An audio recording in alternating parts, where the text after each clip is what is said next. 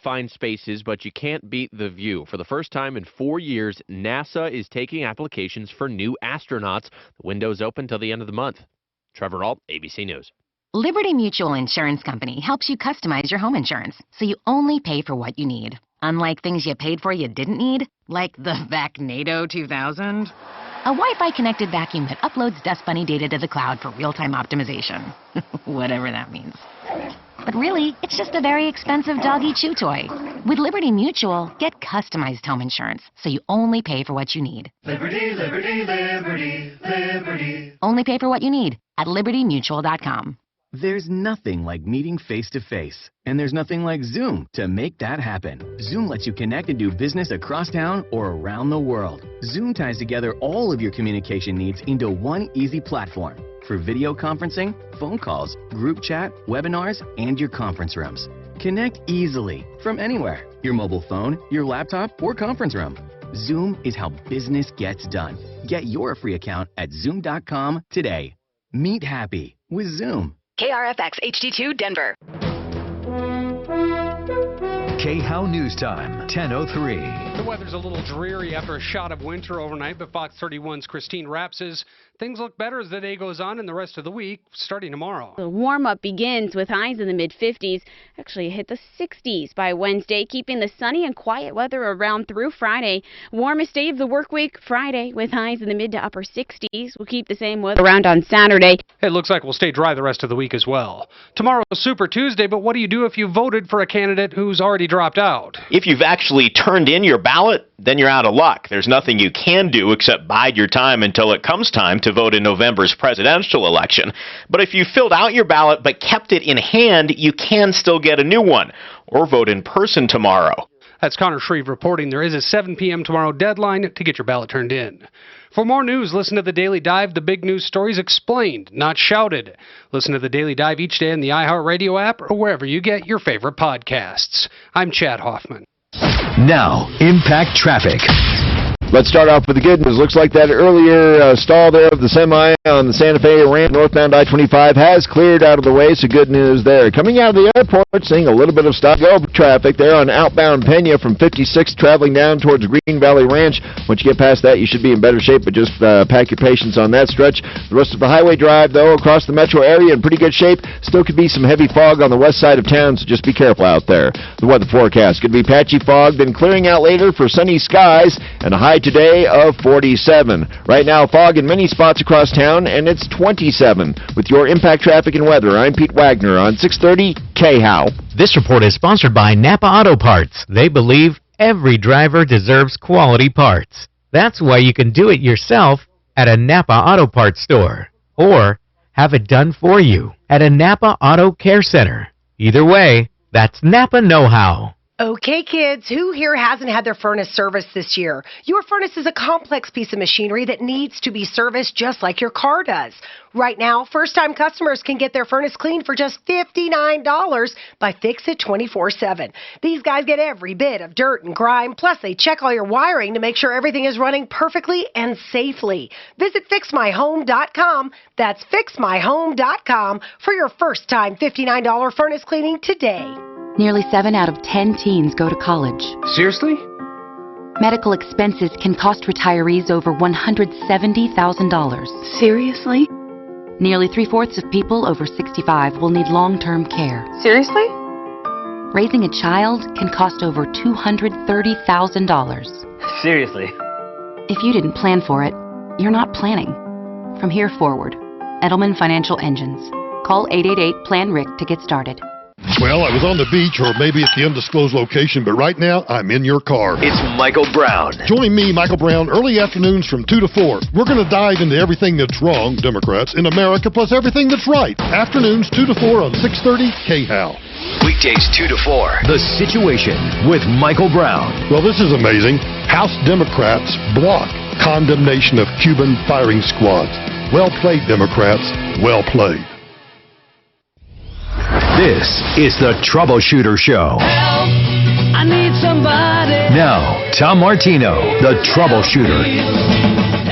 Hey, Tom Martino here. Welcome to the show. 303-713-TALK. 303-713 8255. Here to help you solve problems, to answer questions taking place to make your life a little easier.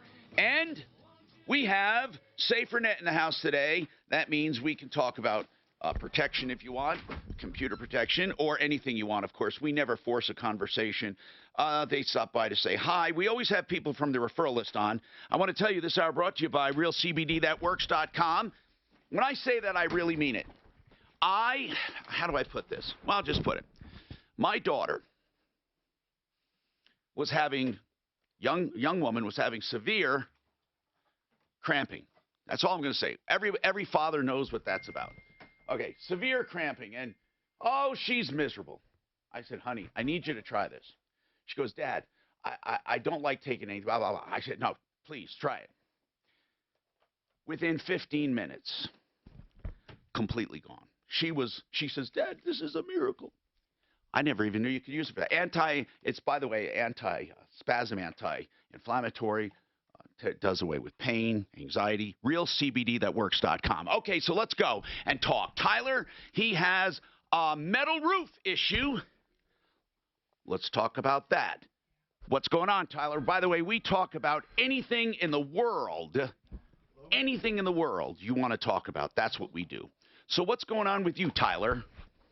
Hi, Tom. So we have an issue. We hired a local roofing company to install a metal roof, a standing seam metal roof on our house. Yeah. They did that a week ago. We walked through with them on Friday and just did kind of a final look over with them. Yeah. The problem is that they did not get a building permit or a roofing permit. Yeah. Now okay. People are jammed up with building permits sometimes. They don't get them.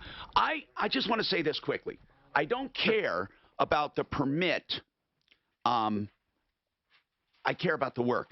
The permit is a technicality, but I'm not saying that you shouldn't worry about it or you don't get a building permit. It's proper to get a building permit, but I don't judge a company by it completely.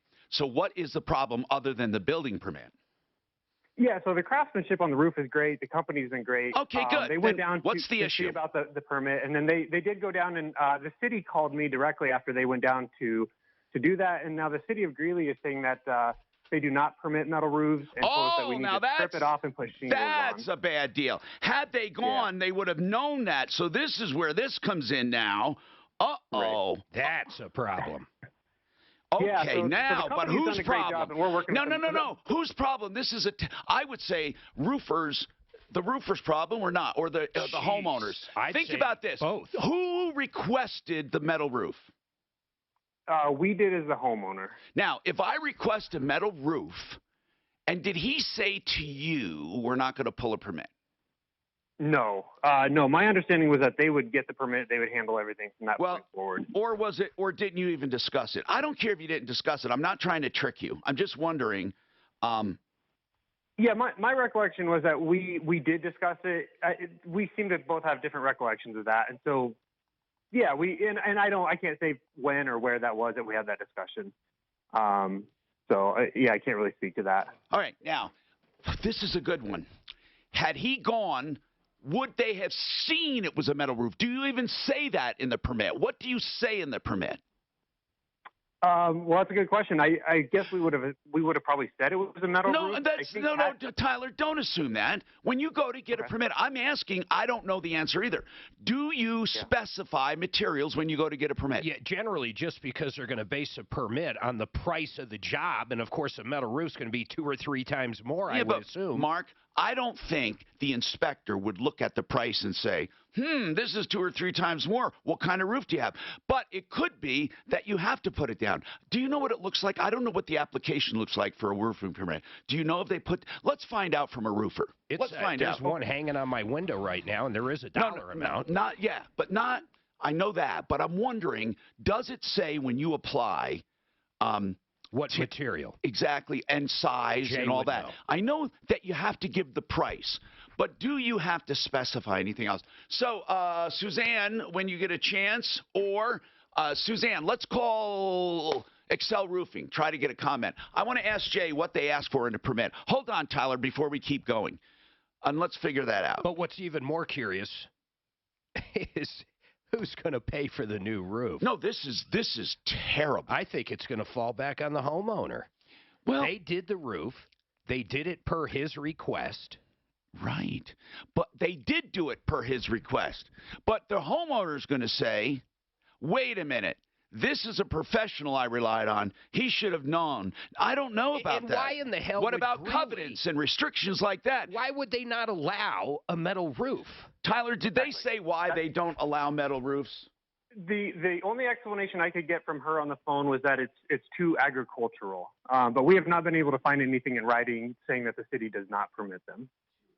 Well, hold on. They can't just willy-nilly say that. They have to have I agree. You ask them kindly. I always say don't try to make a conflict here. Say, could you point out, please, in the law, in the city law ordinances, where this is not permitted? Right. Yeah. We have not been able to find that. We've poured through it all weekend and have not been able to find anything. Then did you call the roofer and tell the roofer? And the roofer met with them and they weren't given anything either. They can't find anything, and they're also going through, and we're unable to locate anything. Well, guess what? The city can't seem to Okay, provide us with anything. then don't do anything. What? Tell me, why did you call them anyway to begin with? Why? Well, the city called us because the roofing company went to get the permit. Oh, they did after the fact. Correct. Yep. If there's nothing in the ordinance, it talks about they it. can't This just is say odd. that. Yeah, they can't. It has to be in the. It has to be in the zoning. Maybe Jay will know about or the this building as well. code. Hold on, all right. We're going to figure it out. Hold on. This is a good one. 303-713-TALK. Joanne. What's happening, Joanne? So, what is happening is about a year ago, it's been almost exactly a year ago, we hired a guy to come into our home, and we were going to put some tile floors down in our bathrooms, and we were going to refinish our hardwood floors. And he was referred to me by someone I work with, and my bad, I didn't do enough digging on him to see what kind of guy he is. So anyway, he got in here from the beginning. He would Nothing has not happened. show up when he was. So anyway, this is a year later, right? They've damaged my home. I've gotten my attorney involved. I've called the Better Business Bureau. He had agreed to give me a portion of the money back that I've had to spend. So right now, the way, Joanne, right now, the problem today is what? Right now. The problem is he owes me $625 at minimum. Why? Because he agreed with my attorney that he was going to pay half of the amount that it was going to take to repair the drywall and the damage to my master bath. Why half? Because you can't get blood from a turnip, and so rather than go for the full amount, At the risk of making you say your whole story over, at the very time that happened, I was distracted with something. But he did the damage, and he's going to pay for half. he said he would, and he's given me. But I don't agreed to understand. First of all, $12.50. I don't understand why half. If he damaged your drywall, why shouldn't he pay for the whole thing? You're saying because you can't get blood from a turn-up. If you can get half, you can get all. I don't understand why your attorney would tell you to settle for half. Because they did a background check on him. Okay. And he's got tons of liens. They're saying you're lucky if you get that. How did he do the damage? How did he do that? Was it sloppiness? What was it that caused the damage? Right. So in my master bath, he was replacing the shower. Right. He was replacing the tile flooring and the tile around the tub deck. They were adding new faucets in the shower, new faucets in the tub. So anyway, they broke the drain, the shower drain, and they used the old broken drain. They tried to use rubber caulking, and they sealed it And all how up, long and they did were it done. take for the damage to show up? Was it right away, or did it happen over time? It was pretty soon. It was, I think I used the shower maybe a week. Okay, this is And bull noticed crap. that the All right. water was pouring through my ceiling in the garage. All right. So this guy you had a contract with directly? He's the general, yes. And he did the shower. Contracted tile. Yeah, he contracted tile people, plumbers, Okay. He would send his people in. Okay, so he's responsible to you for half. Why didn't you check out? You said there's tons of liens and all of this against the contractor. Why didn't you check him out before you hired him? That was my bad. Okay, so how did you find this general contractor with tons of liens against him? He was referred to me by someone in my office that he had done hardwood flooring All right. for them. And now, did the general, okay, how about the sub? Maybe the sub who actually did the damage, not the sub, but the employee or the whatever. This general used someone. He didn't do it himself, did he? No, he didn't. Okay, maybe they have insurance or something that can help. Hold on, and we'll come right back to you.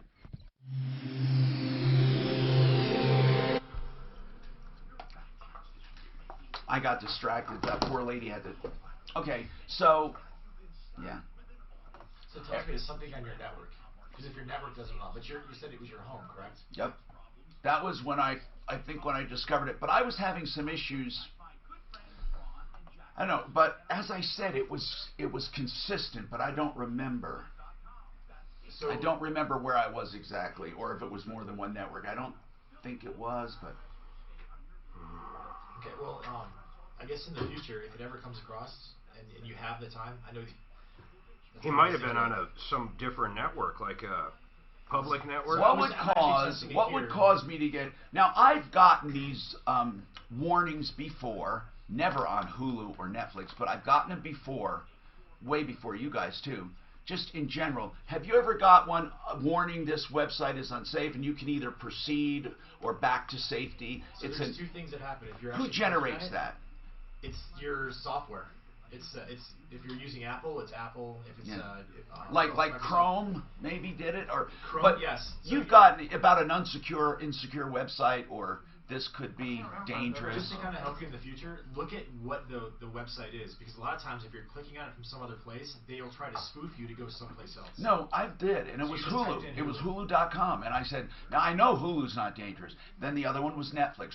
Those two specifically, I got warning, and I thought, I don't even know why protection was paused, but I paused protection. Oh, because why did I? Oh, because it was taking a while. I wanted to see if it affected my speed. That's what I was doing. So I paused protection, clicked on Hulu, and the warning came up. Then I clicked on Netflix, the warning came up, and I thought, oh, you guys are clever. I thought you guys built in something to your app that would remind people to use it by saying this is dangerous. And I thought, oh, you want to make sure that people use it. So then I logged out, and I didn't get the warning. But what would have caused that even if it was a network, why would I get a warning when that app is on my computer sitting idle? But when I was logged out, I didn't get the warning. And I swear to God, I did it over and over to make sure I was consistent. And I thought it was SaferNet generating a warning. So a lot of times, this is to try it out next time if that ever happens. Click out of the browser, and then open up another browser, because what your computer does to make it faster is it remembers different browsers. Of course, cache, right? It's cache, exactly. And sometimes it'll remember that this was bad, and it'll actually cache that memory. Screen. So just click out of the screen and yeah. How do I clear? Can you check his settings? But anyway, here's the he's deal. saying it's all working right now, so it wouldn't be in his settings. Everything's working now, but you can check them anyway. You can get into my account, right? I can go and look at your account right here. Yep. Because I actually opened it up in case somebody calls in and they have questions about their account. I can. So anyway, listen. I was trying all different things just to make sure that I knew it wasn't affecting me. And other than that, and that was the only time too. Anyway, it was weird. Do you have it on your phone too? Yeah. But I've logged out of both of them since this happened. Now I'm logged back in again now. But I've been out for a while. Yeah, I'm showing that you only have one device. That's your Mac is the only thing that's right now. And so you have an unrestricted. Yes. So it shouldn't block anything other than monitoring.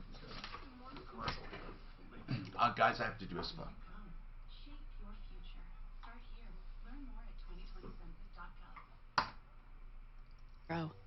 Joe Lazzara is a criminal defense attorney. You may have heard me before say that I don't encourage, of course, drunk driving.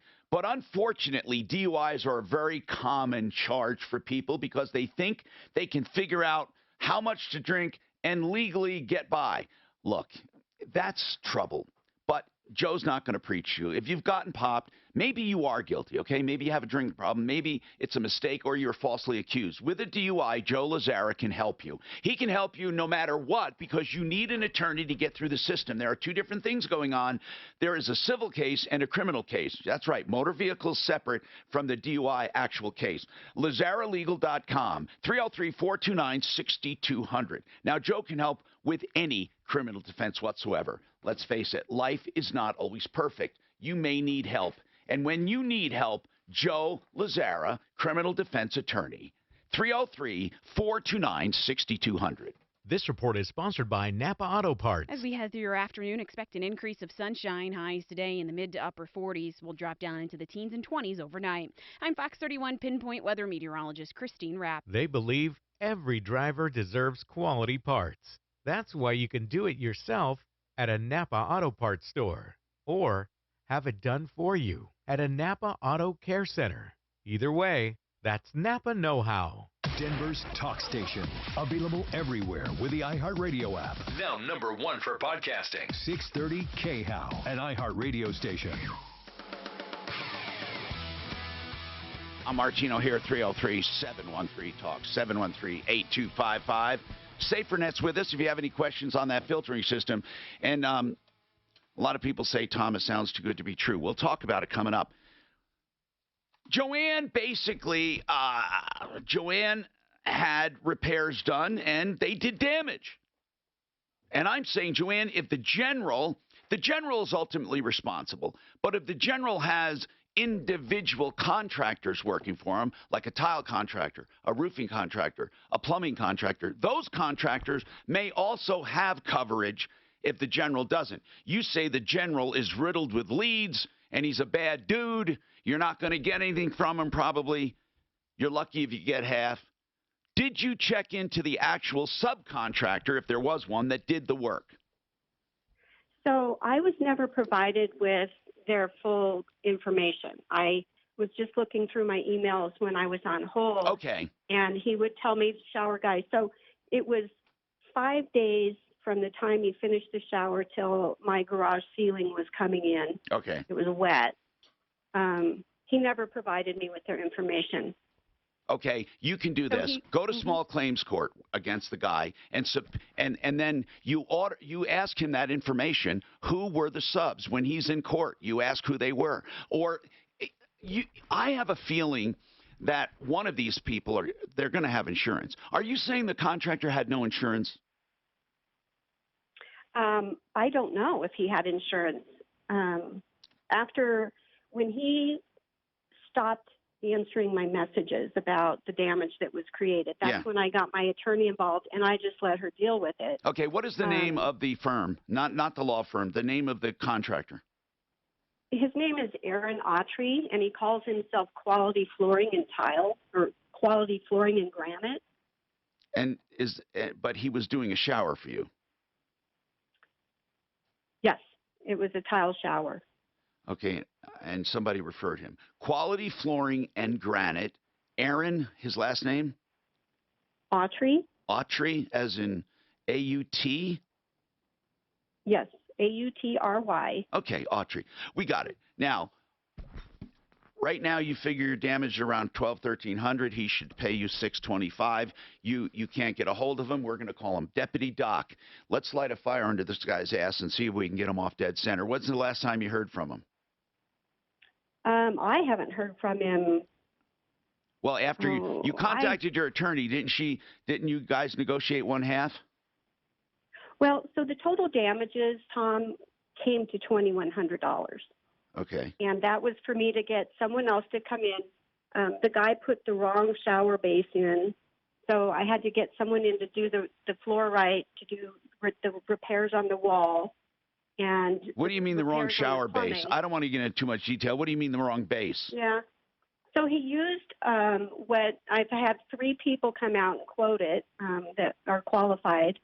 What he put in my master shower floor was like a plastic shower pan that would belong in something like a mobile home. Well, listen, okay, Joanne, you're going to weaken your argument here because now you're talking about the job. Now, in other words, that's going to be a matter of opinion. That's not a slam dunk that you had to have that redone. Okay, you say it belongs in a mobile home. He could say everyone uses it. What I'm getting at is if I were you, would keep the claim separate. The actual repair, how much was it to fix the repair? Then to redo the job is a whole separate issue.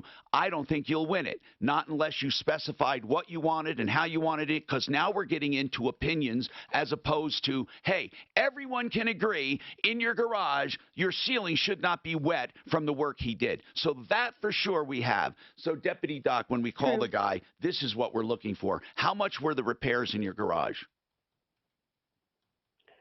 To replace the drywall in the ceiling, that was, I think it was $300. I'm going to pull it up. I'm sorry. All of the damage from your garage, from the leaking, how much?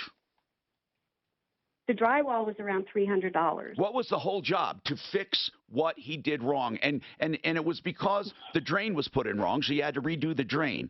Not including the upgrades that you did. What can you isolate the repairs? Whatever it is, that's what you go after, 100% of those repairs. Now, as far as the upgrades, that's a separate issue. I really can't deal with that. I can't deal with contractors coming in after the fact saying, well, this is what he should have done, or this is not appropriate for this bathroom. Seriously, we can't do it. Man, I wish you would have called me for Renew Home Innovations. Now, I don't know what stage you're in, but my God, these people, they did, this is exactly what they do. They do showers. And so as long as I want to mention them right now. You know, I work this into content because it's true. Anyone listening right now, do you see where she needed a shower? Okay, there are people that just want showers. And now they do bathrooms too, but it's called RenewHomeInnovations.com. This is specifically where you need professionals. And don't just get somebody off the street. RenewHomeInnovations.com for showers and bathrooms, but especially showers. 303-904-2000. Then you avoid these kinds of problems. Joanne, we're calling that guy for you, okay? We're going to call him. RenewHomeInnovations.com. 303-904-2000 is the good guy. That's our guy, 303-904-2000. Steve, what's going on with you, Steve? What's happening? Hello, Tom. Hey, man, what's happening? How can we help you? Thank you for taking my call. Long-time listener. Oh, I'm glad. Thank you. We thrive by having people listen and then tell others how to avoid trouble. So if you're a long-time listener, what did you get stung with? Well, not really stung. I'm turning 65 this month, and my wife is turning 65 next month, and we want to file for Social Security, and we want to do it properly. I just went through it. And oh, you did? Yeah. Oh, okay. I went through it like a year. I was at full retirement age at 66, so that's when I did it. So what is your full retirement age? 65? 66 in 2 months. Okay. I might retire a little bit earlier. So you are applying when you're 66, right? 65. I'll turn 65 March 25th. So 65. Okay. Are you going to file early? Is that what you're saying? Yeah, early. Yeah. Okay. This month, like in the next week or two. That's a bad thing to do for. Listen, if you can just wait to full retirement age, it makes a ton of difference on how much you collect. That penalty will stay with you the rest of your life for filing early. Yeah. Do you desperately need the money? Well, no, I think you just know when it's time, Tom. I understand. No, I understand that. But, Steve, what I'm saying is if you wait, Dan, why are there different retirement ages? You once told me about it. You said not everyone reaches the same. Isn't there like 66 and a half for some and 66 for others? Right. I'll be 66 in 4 months. He's a little older than me, so he'd be 66 in 2 months. Oh, no, I understand. But is 66 the retirement age for everyone? Well, you got it at 65. No, I didn't. Oh, okay. I You're got 66. Yeah. 60. It changes as it Depends going what year on. you were born. Yeah. Okay. What I'm getting at is this. Whatever it is, wait till your full I don't know what's going on here. Somebody just picked up a line and gave me a dial tone. All right. Are you there, Steve? Yeah. Wait to full. All right, guys, you got to stop doing that with the phone in there. You got to help me out here. Thank you. Somebody's picking up an extension. All right. It's happening again. I see the line. Let me drop it there. Okay. Steve, wait to full retirement age. That's my message. I mean, there can't be anything that desperate that you need your retirement now. You're 65, right? Yes. Wait until you're 66. Okay. Whatever your full retirement age is, wait. You see, taking it at 62 is terrible. Taking it at 65 is almost like taking it at 62. People think if they wait a little longer than 62, it's better. You either do it early and suffer that penalty the rest of your life, or you do it at 66, your full retirement age. But here's the deal. Why would you ever do it at 65? I mean, it's like you can't be that desperate if you've waited this long. The difference between 66 and 65 is about $100 per month. And for the rest of your life. Plus, hold on, there are other disadvantages. So okay, never mind. If you don't mind a reduction of $100 a month for the rest of your do you know how much that can amount to? Just for taking it a few months early? Why would you do that? Does that make mathematical sense to you? Well, the key to this, I think, is how long are you going to live? Nobody really knows how long they're going to live, right? Steve, when are you going to be 66? In 14 months. Okay, so 14 months. And you're saying that might make all the difference in the world to you. Waiting another 14 months is not worth it to you. That's fine. I'll answer your question. What is your question about applying? Let me just answer your question instead of trying to convince you to do something economically feasible and financially correct. No, I appreciate that. What do you? No, seriously. Go ahead. When we do file, we want to make sure we file correctly. We understand that the husband has to file before the spouse, and then there's some spousal benefits. No, that's not true at all. The husband does not have to file before the wife. You know? Oh, okay. Here, the larger wage earner is what you're talking about. You're assuming it's the husband. Yeah, that would be me. Okay. Yeah, that would be the husband, me. Yeah. So who told you they have to apply first? This is for people who want to hold off on retirement to earn more money. There's a strategy when you do that. You know who I'm going to get? I'm going to get APO Financial on to answer those strategic questions on who should file first and how they should do it. Your wife is going to be 65. Now, you understand your wife is entitled to either her own or one half of yours, whichever is more. Right, yeah. So you knew that part. So the only part you want to know is who should file first? Yes. Well, in this case, you're going to file first because oh, no, actually, you're both about the same age except for a few months. So you're both going to file early is what you're saying, right? Yes. Okay. If you're both going to file early, we're going to see who should file first. This is John over at APO Financial, if he's around, or Brian, either one. Interested in that scenario that we talked about just recently. He's only about 10%. Any roofer. Let's see. Hold on. Yes, for sure. Yeah, thank you. The other thing about filing early like that is if he gets another job. You're the one I was turning to because you usually talk about that a lot. Well, his big thing there, if he gets another job, it's going to take away from his Social Security up to a certain amount, right? I think if you make over part-time, 37,000, whatever. That's what it was, Dano. That's what it was. It limits him in income for the rest of his life. That's what I want. That was the big deal. But that's if he gets a job. He might not be. That's right. But that's a good point I wanted to bring out. Thank you. That was what I was thinking. Doc, why did you keep picking up our line in here? Because I'm an idiot. No. Because you do that. You've done that before, though. You've made calls without doing it. I pushed the wrong button. Short. DenverTrialLawyers.com. Go to DenverTrialLawyers.com when you need help with a personal injury lawsuit and you don't know where to turn. They take the cases where people say, I don't know what you're talking about.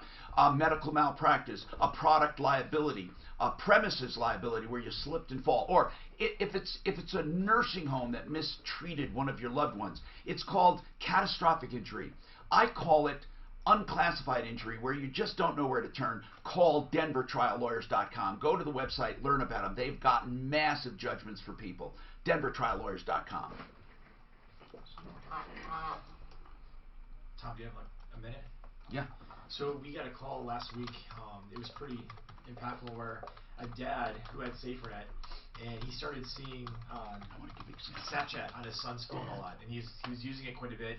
Then he started seeing Snapchat connecting to his son's phone when he was sleeping. And then about 4 days later, his son, it was about 9 o'clock, he's only 10. He's like, Dad, I'm going to get some fresh air. And he's like, Carson, you don't go for fresh air. What are you doing? He's like, and he's not a very good liar, so they broke him down. He's like, oh, well, there was a girl that I've been talking to on Snapchat that just moved into the neighborhood, and she wanted to meet. Oh, my God. And I told him, he realized that you were 15 minutes away from never seeing your son again. It gave me bone chills. And did he call the cops or have anybody go out? They were so just like, they were crying. They're still pretty traumatized. I asked them if I could mention their names, and they said please don't, because we are still healing from it. We don't care about the name. I mean, the story is the important part here. And he could tell when he went to his son's phone, because his antenna was up, that he went to his son's phone and it was a stock photo of a young girl, and they had said, hey, I just live 4 blocks away. I'd love to be able to meet you. And again, oh my God, is what I have to say. It was because he saw Snapchat not only increasing its activity on his son's phone, but it was trying to connect with him. And this person was trying to send him messages even when he was sleeping. And it just got their ears up, because they knew that there was something up, and they asked their son. And he said, well, to be honest with you, a girl moved in the neighborhood, and they live out in Layden Rock. But I wonder if it really was a girl. It was not. It was a stock photo.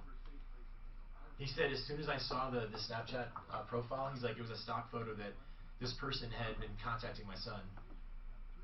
And so I would have set up a sting after that. They weren't in that mindset. He said, I wish we had done different, because the guy is no longer on.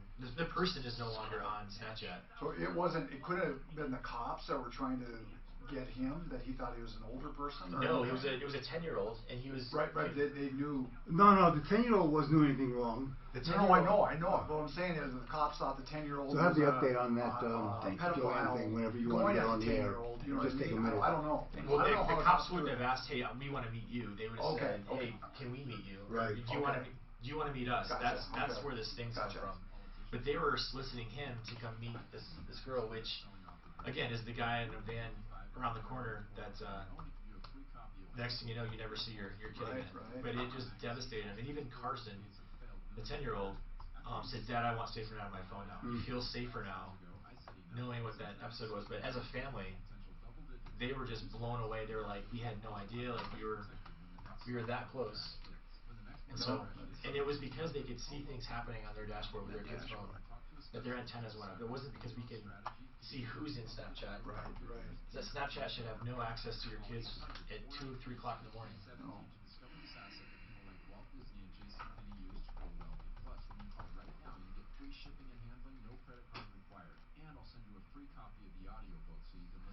So if we've done one thing, that's a good one. Just to keep that as a selling point. I'm not even I just love the fact that we potentially saved one kid and we educated a parent to be able to be looking at their kid's dashboard. It was just a tool. It's not a prevention. But as soon as I heard that story, I went back to my kids and I told them the story, and I'm like, this is scary.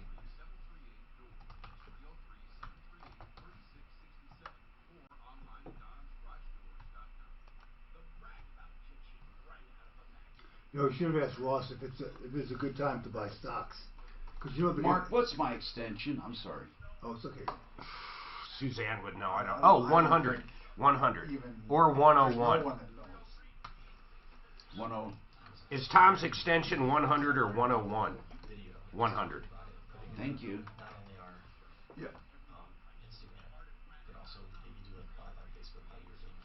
What do you think, Dan? Good time to. I think it's a good time to buy stocks. I tell you what. Because it's not a problem with the companies. It's a problem with the supply line. And once that's gone back. I'm Tom Martino, your troubleshooter. We got a number of issues here open that we're going to address right now. First and foremost, the metal roof issue. Tyler said he had a roofer put a metal roof on. He went to get a permit after the roof was installed, and the roofer was told metal roofs are not allowed. Now, Tyler, you're in what city? We're in Greeley.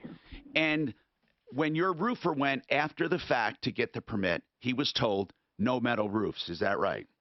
Correct, yeah. Okay. And then the city called me and told me the same thing. Okay. So, Chase, have you ever? Do you know anything about Greeley and metal roofs? That's not why we have you on, but I just wanted to ask off the cuff. No. Well, the only assumption I can make is that the Class 4 requirement that Greeley switched over to about a year ago. But and a metal roof is not Class 4. Is it what? It is. What? This one is a Class 4, I believe. Is it like stone-coated steel, or is it just a metal roof? It's steel. It's a standing seam steel. Oh, it's a standing seam steel. Yep. Yeah, I'll be honest. I was not aware that Greeley did not allow standing seams because I've seen them in Greeley. Now, here's the thing, Chase. If you did a roof and then go to get a permit afterwards, and you're told, oh, no, contraire, we don't take metal roofs, would you feel responsible, or would you say, look, the consumer asked for it? What's that? I would be responsible. Why? You're responsible as the contractor, the licensed contractor, to have your permits in line before you do work. Okay, I was going to ask, if he did it, though, if he had put a permit in, do you specify on the application? Yes. You do. Whenever you put in an application, what do they ask for? Typically the product, the fire rating of the product, and the composition of the So product. they would have definitely seen that it was a metal roof, and they would have said no metal roof if that's the case. If that's the case, yes. Now, Chase, I think he can't find it anywhere in their code. And I know that Greeley, by the way, is not the best run city in the world. I'm thinking that maybe he should challenge him and say, show me. What could they? I think he can go to the appeals board. The building department has a board of appeals. I would go to them because, to me, a standing seam is one of the highest grade roofs you can put in. As long as it's a true standing seam, it's not a corrugated panel or like a farm roof panel. It's a corrugated metal roof. I see no reason why the city of Greeley would not have allowed it. You know, ultimately the roofer is responsible for the permit, making sure everything's in line. If it's truly not allowed to be installed in Greeley, hopefully he has errors and emissions insurance, and there would be coverage there. But I'm scratching my head going, there's no way standing seam isn't approved in Greeley. Okay, I'm thinking it makes sense to me. I would challenge them on that. Building department back. Yeah, I would talk to the chief building engineer, somebody that's a little higher up there, and I would challenge that first and go, where are we coming from here? But they did answer. A metal roof. Yeah, but you did answer our question, and that is, what do they ask for? You know, and by the way, do you work up in Greeley? I'm just curious. Oh, I do. You know, metal roofs, I haven't done any in Greeley. That's where we've got over 50 municipalities in the Colorado market to follow. So to sit there and know everyone is next to impossible. But I would challenge that. I'll look for it, and I'll call back into the show if I find something on it. But I feel like I would have been aware of that. Thank you very much. Now, that was, by the way, Chase, with Johnson Construction, and they have that new hail-proof roof. They're at 303-719-7663. Now, Tyler. Yes. I would challenge it, but not, like confrontationally right now. I'd say, look, you need to show us, please. This is a very expensive proposition. Can you please show us? And, by the way, this is the rating of the roof. And then do your sales job, because you're saying it's class 4 or better, right? It is. Yep. They All told right. they let us know it was a class 4 when they installed it. So why don't you do this? Call us back if you can get to talk to them before the end of the show. I don't think they'll be able to show you. What was the name of the product? He didn't give us the actual name. Tyler, do you have? I don't have the name of the product, All right. but I will. I'll get that All right. today. Thank too. you. Thank you. Steve wanted some Social Security information, and we were getting an expert. Did we take Steve's number, or did he just hang up? Is she on the phone with him? Okay, we're going to go to Joanne. Joanne had an issue, and her issue was basically the shower guy, made some screw ups, and it damaged the garage roof below.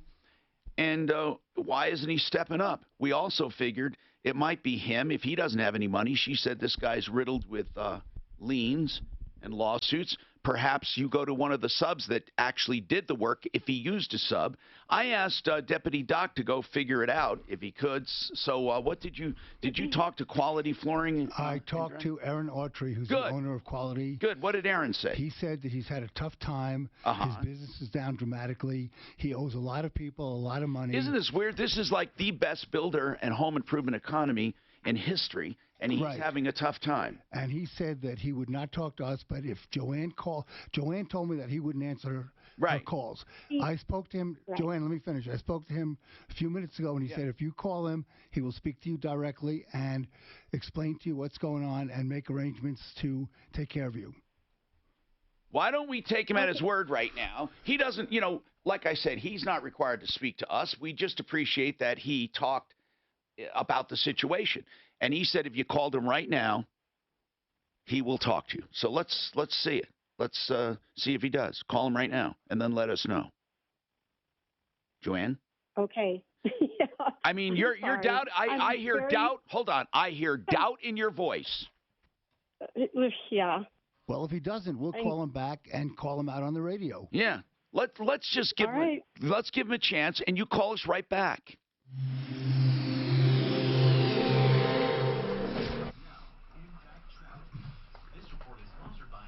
Now, I'm sorry, Suzanne. Were we letting that guy go, or did he hang up? The guy for Social Security.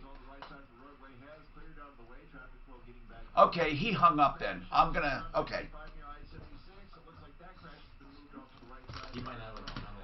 What was his name? That's crazy. I'm asking someone else. What was that? Do you remember what his name was? Was it Steve? Okay. They thought it was corrugated, and they didn't know it was this type of standing steel.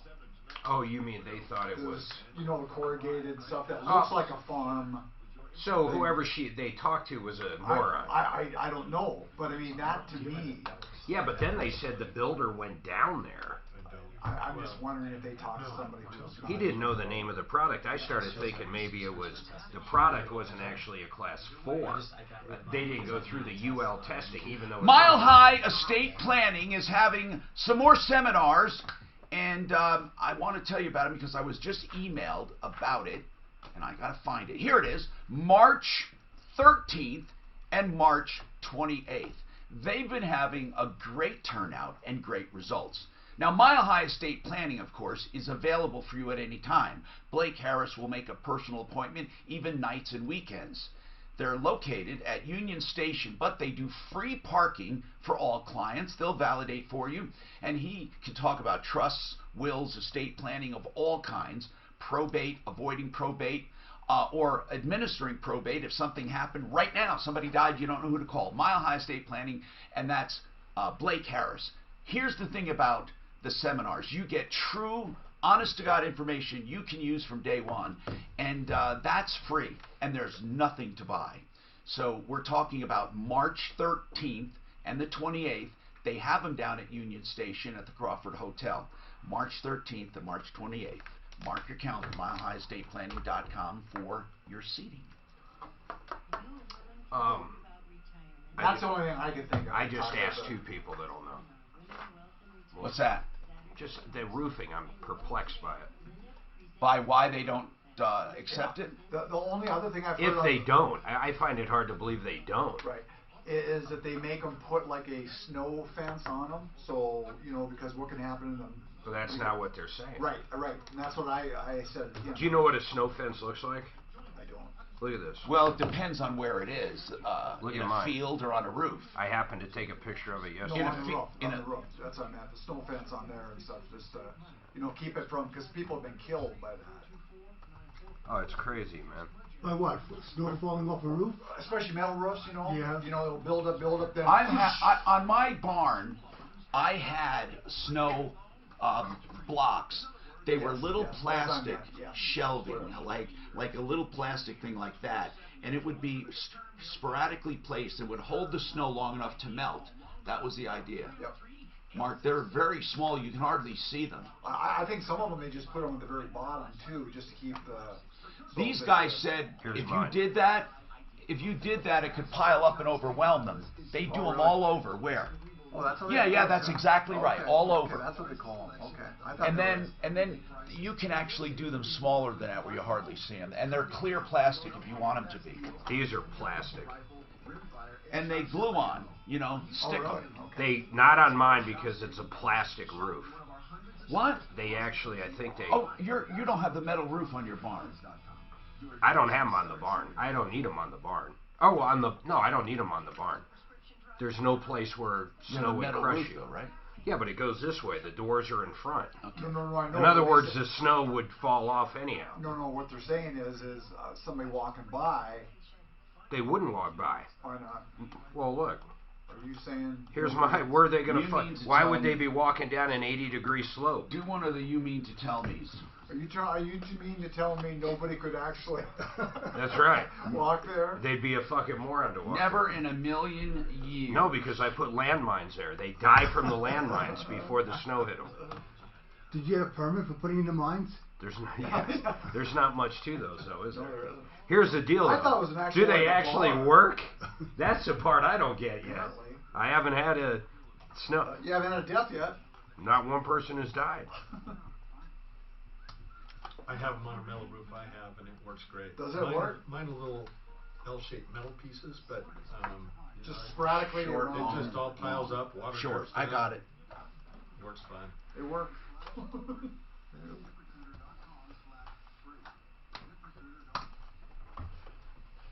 One of the finest people I know, let alone in business or otherwise, just no matter what, is Frank Duran, therealestateman.com. That'll get you to his website. He just had a buying seminar. I've gotten so much great feedback on people who went there and found out the smart way to buy a house, how to buy a house, how to negotiate, how to look for one to begin with, how to find them. Frank Duran, therealestateman.com. Now, if you're looking to list your home, he will make you feel like the only customer. And remember this, okay? Never hold you to a long-term contract. Frank Duran, therealestateman.com. I can't find anything with roofing in this green. That's quite good that a city's actually saying class 4, though. They're trying to help everybody out because they really get bombarded there on the plans. I have a question for you guys. So I live in an HOA controlled, subdivision, and they take care of the roofs. They've been really good. Do they, after a hailstorm, have somebody come out and inspect the roofs, or they expect the individual homeowners to do it? I'm sure they do. And they probably have a couple of different. Because they're responsible for it. Right. No, I'm sure they. So they would have someone come out. Probably, if it's the adjuster or whatever, I'm sure they. I'm Tom Martino, your troubleshooter. 303-713-8255. One Clear Choice Garage Doors. If ever you go to press that button and that dependable garage door doesn't open, you call oneclearchoicedoors.com. Now, by the way, I say the most dependable. Do you know garage door is one of the most dependable appliances we have in the home? Really? You know what the other one is? Guess. But the garage door is one of the most, not the most, but one of them. And One Clear Choice Doors is a great resource if you have an immediate problem or you want a new door starting at around $300 for brand new garage door opener.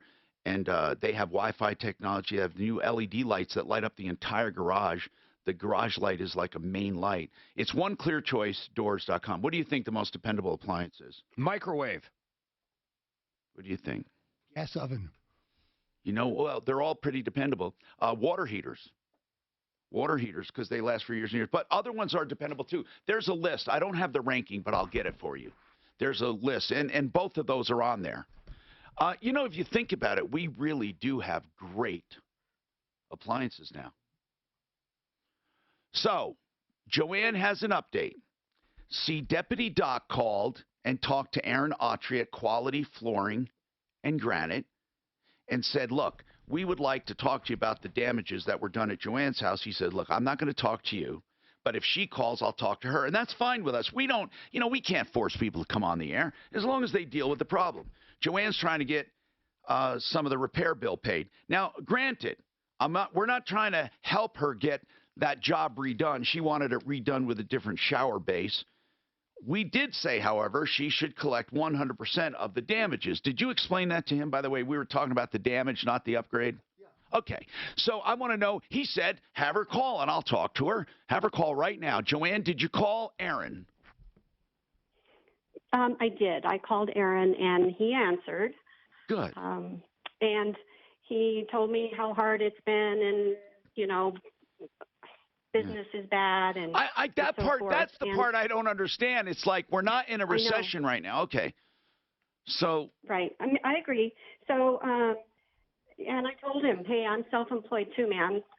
But anyhow, he told me that he would try to see if he could get me some money maybe by the end of the week.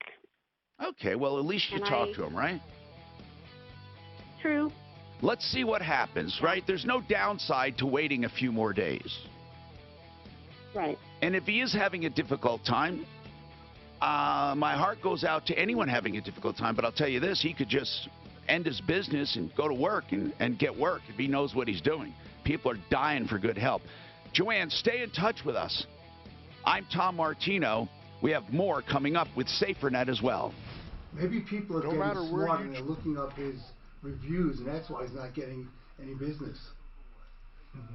Right? I mean, if she said she looked him up and he has all this horrible stuff, then maybe people are getting smart and they're at least checking that before they hire him. Yeah, that's great. That's the good thing about review process, you know, as long as they're actual, honest reviews.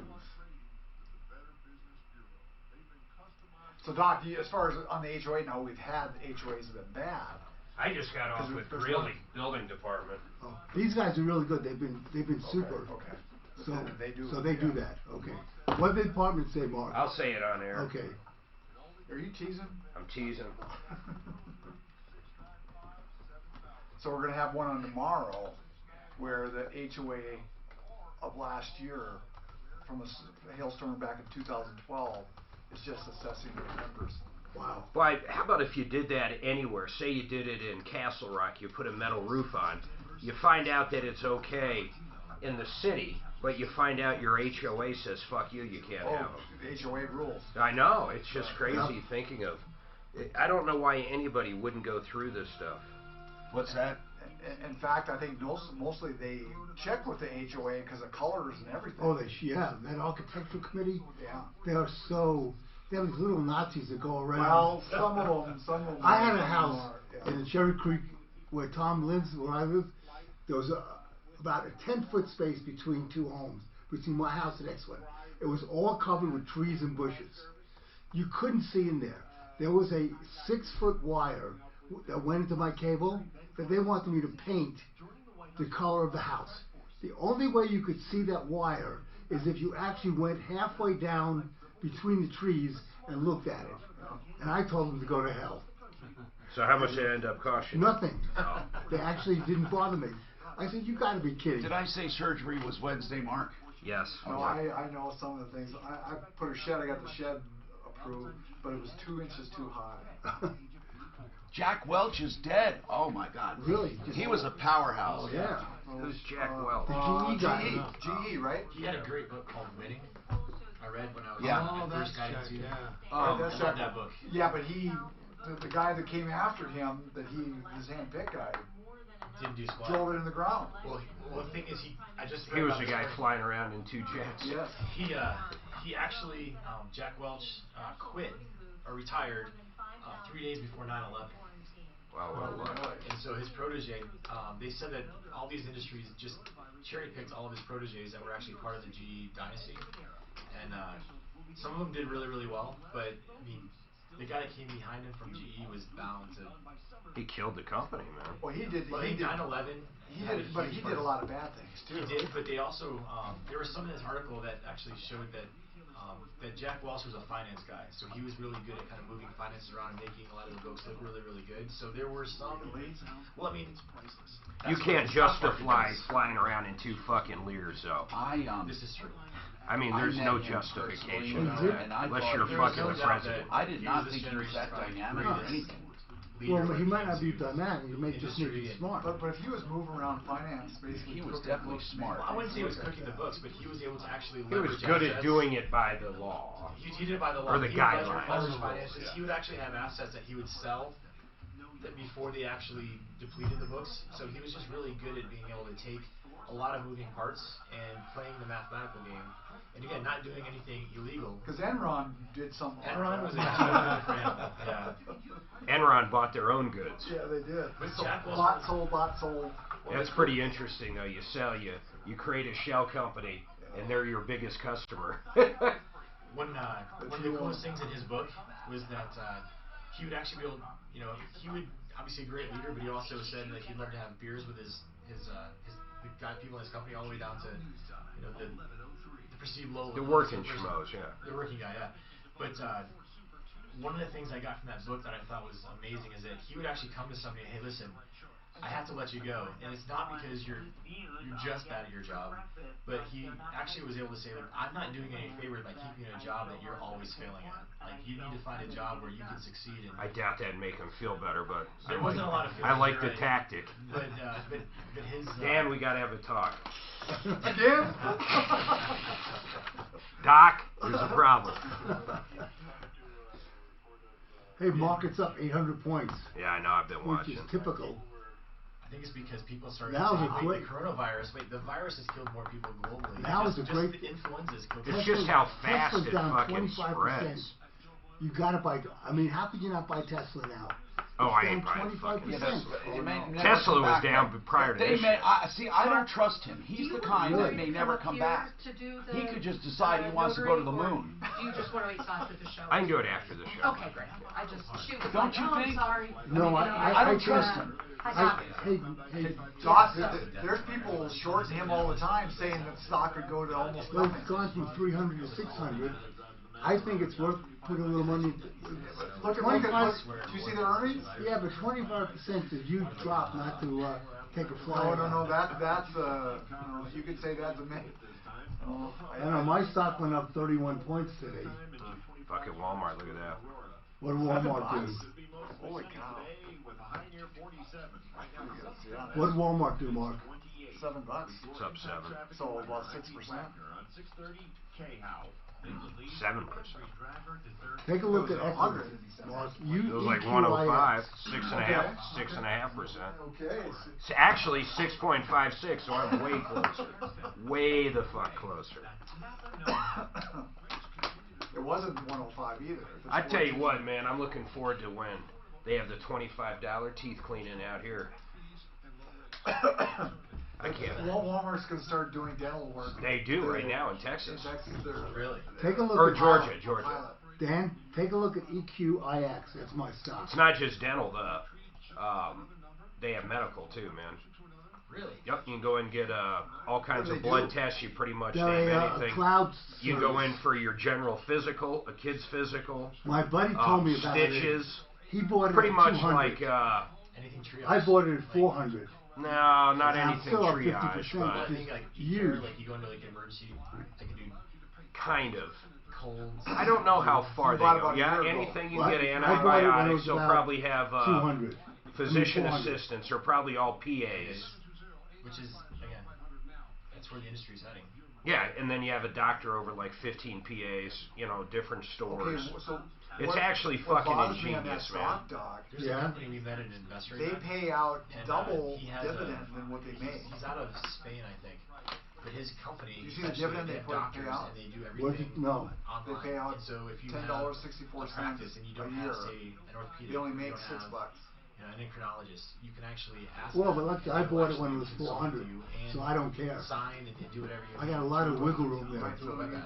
That's pretty cool. And so your practice can then, if you're just, say, Hi, Tom Martino, your troubleshooter. 303-713-TALK, 713-8255. This hour brought to you by Panacea Life Sciences, and that is the CBD product we endorse fully and wholeheartedly, and I've never gotten a bad report yet. Some people say it works better than others, but no one ever said it didn't work, and we want your feedback. Honest to goodness, we do. We want to know what it works for, really. We've gotten so much anecdotal evidence so far, and without experience, we'll never know, right? So, realcbdthatworks.com, realcbdthatworks.com.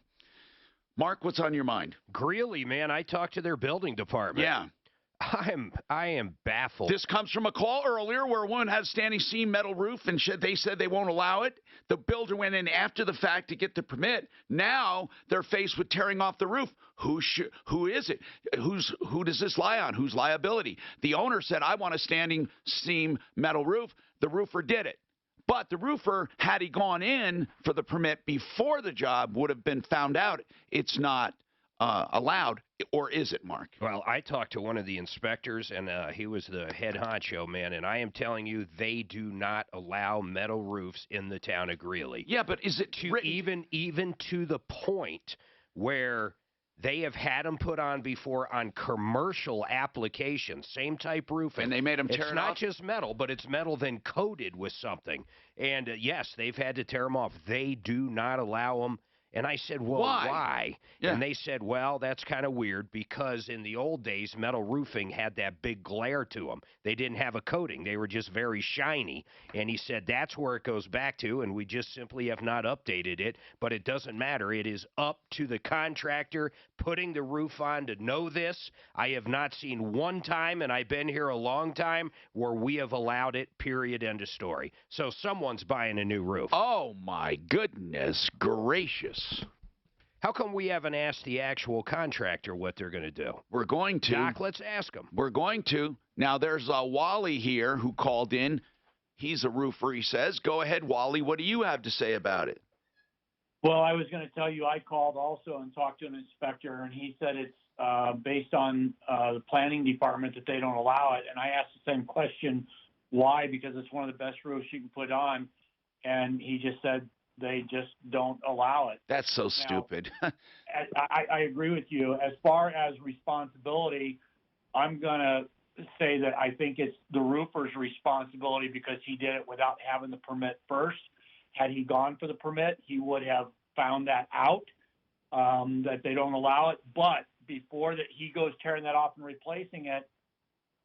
I look at it this way: you've got absolutely nothing to lose since it's already on there to go to the variance committee for the planning commission, and I would go prepared with letters from every neighbor that touches my property across the street. And if everybody signs off and says, hey, this is a beautiful roof, we got no issue with it, you got nothing to lose. It probably cost you $50 or something to go, but you got everything to gain because if they approve it, then you don't have to tear it off, and it's they grandfathered in more or less. You know, the head honcho I talked to down there, I asked the guy exactly that. I said, well, would you give maybe him a variance? And that's where he brought up, man, I've seen commercial applications where the roof was, 100,000 plus, and they made him tear it off, and there wasn't even other homeowners or anything around it. He was telling me he has not once seen it approved in Greeley. It's crazy. Well, and maybe they haven't, but I still don't think you have anything to lose to give it a try. Well, but they seem pretty damn adamant. Well, man. If you're the homeowner, you might have something to lose because this roofer could go out of business in a year, then you're screwed. That's true. Do we know if he's already paid the roofer? Oh, that's a great question. Yeah, we don't know. Actually, that's let's ask the guy. And Doc, let's see what this roofing company's going to do. Because if he did I'm any on of it it. by credit card, he could certainly reverse those charges. Yeah, that's a good one. We're going to find all of this out. Thanks. 303-713-TALK. 713-8255. Now, Paul. Paul, what's going on with you, Paul? Welcome. Thank you for contacting us. This is a case where he's called us, and we're getting back to him. We'll do that to anyone who calls 303-MARTINO, 303-627-8466, 24/7, no matter when you call. What's going on, Paul? I decided I was going to do some remodeling in the house, and I ended up buying more than I thought, and I had to write a check for $5,773.13 to clear up my credit card. And I went to State Bank in Falcon, Colorado, and I bought a cashier's check for $5,773.13, and I had it made out to Chase Freedom Card, and then it listed my account number. Yeah, okay. And I delivered that to Chase. The girl at Chase accepted the check, and a day later, I looked on my checking account, and it showed that they had applied the amount of money to my account. Subsequent to that, I received a letter from Chase stating, your financial institution returned your recent $5,000 payment unpaid because missing endorsement. Please contact your bank or payment. Yeah, okay, so now what? Provider for more So now details. what? So I contacted State Bank. State Bank said that the check had come through and it had not been endorsed properly, and so they had returned it for proper endorsement. That went into a three-way conversation between my wife, myself, and State Bank and Chase in Missouri, where their financial wizards are. Yeah, so where are we going with this, brother? Where are we going with it? Did they find out? Did they reissue it? Where does it stand today? Are they screwing around with you? Both banks refused to honor this check that was written. I cannot find the check. The check was destroyed. It was shredded by Chase back in Missouri. Well, if they can't... wait. So wait. They did not honor it, but now they did not return it. And because it's a bank check, are you saying it's like they shredded cash? That is correct. Holy crap. I was going to say, what's the big deal? Except now I know what the big deal is. This is different than a regular check. This is a bank check. You paid for it. You delivered it. And then they said it lacked endorsement, right? That is correct. But now you can't return it. I can't do anything with it. I can't even honestly find out where it is. Oh my goodness. Are they denying they took that from you? No. They're both saying we understand and we're sympathetic to your problem. Wait, we know, hold can't do on. anything. We know that you have documentation showing they were in receipt of that. That is a live, living instrument, and they destroyed it. They destroyed something of value. They owe you that money. And I'm telling you, this is something where this is a slam dunk for small claims court. I mean, I don't see how the hell they can get out of it. They had no right to destroy it. Do they say why they destroyed it, Paul? They claim that they ran it through their system and made a electronic notification on the back of the check, which is their way of endorsing it. State Bank refused that endorsement and said the person has to initial it. And the two of them got into a worse argument. The girl from Chase back in Missouri, Miss Dawn, said that she would make a copy of the check that they had. Yeah, I know. This is getting crazy, brother. This is getting crazy. But do it. But here I sit. I have all this money out, and they closed my checking, or not my checking account, but my yeah, listen. I hear you. Because I didn't make a payment, and I hear you. I hear you. I hear you. What do we do with a case like this, Suzanne? Think about that. It's as if I gave them a bag of cash, and then they shredded it. Hold on a second here. We got a comment. JR, what do you have to say about this? Hey, it happened to me at Air Academy Credit Union. It was no big deal. They have a copy of that bank check, that certified check that they gave him. I had to wait 90 days. And I told them it was a lost check, could not be found. And then they put a stop payment on it. I had to pay the $18 fee, and I got my money back. It did take 90 days to do it, but they got to make sure that check is not clearing, because the check that they issued him will never clear, because there is no check out there. Now we're assuming though they have a copy of it. Yeah, the bank check does, because they pulled that. Hold on. They pulled that out of his account. All right, you do have a copy of that, right, Paul? That is correct. Good. Okay, JR, man, thank you so much. Thank you. Now, Paul. However, I am still being charged interest on all the money that I have not paid. Okay, that part is secondary. Right now, we got to get the main money back to you. That's the main part. Okay. And you're right, you do have damages. And I wouldn't speak too loudly about those now, because you don't want them to force you to sign some kind of release or settlement. You got to get your primary amount. So if you have a copy of it, didn't that bank mention to you they could stop payment? No. Of course they can. State bank can stop payment. Good. Then okay, hold on. I want to leave off there. Hold on. We'll come right back. DenverTrialLawyers.com. He already got served. Clint? Yeah. For that. Yeah, for that deal. No. He's not been served. Yeah, he was. He was served over the weekend by Lakewood. Oh. So Denver tried to serve him here. So what happens is, because it's Arapahoe County, it's both of them. So it wasn't Arapahoe County. Well, who was it? It was Denver County. I went there, or Lakewood, or one of them. Stuff. Oh, maybe because he lives in Lakewood. Clint lives in Lakewood. Yeah, so Denver said they couldn't serve him in Lakewood. Right. So they tried to serve him here. So they must have last week gave it to Lakewood, who went out and actually served him over the weekend. This is served to be a witness. Yeah, that's the only time they do it like that, because they couldn't just hand it to me. I called Clint. I said, "You want me to take it?" He goes, "Yeah, but they already served me." Go to the city, present this information. But when you're served as a witness, still won't allow you to have the room. You cannot tear it down or take replace it. You have to be served physically. You can't have someone else take it, even your wife, anybody. So if the city still won't allow it, okay, we got to do this. We got to do this for sure. We will replace it, you could really which is fuck great. up someone's life by saying, okay, serve them on 50 different cases.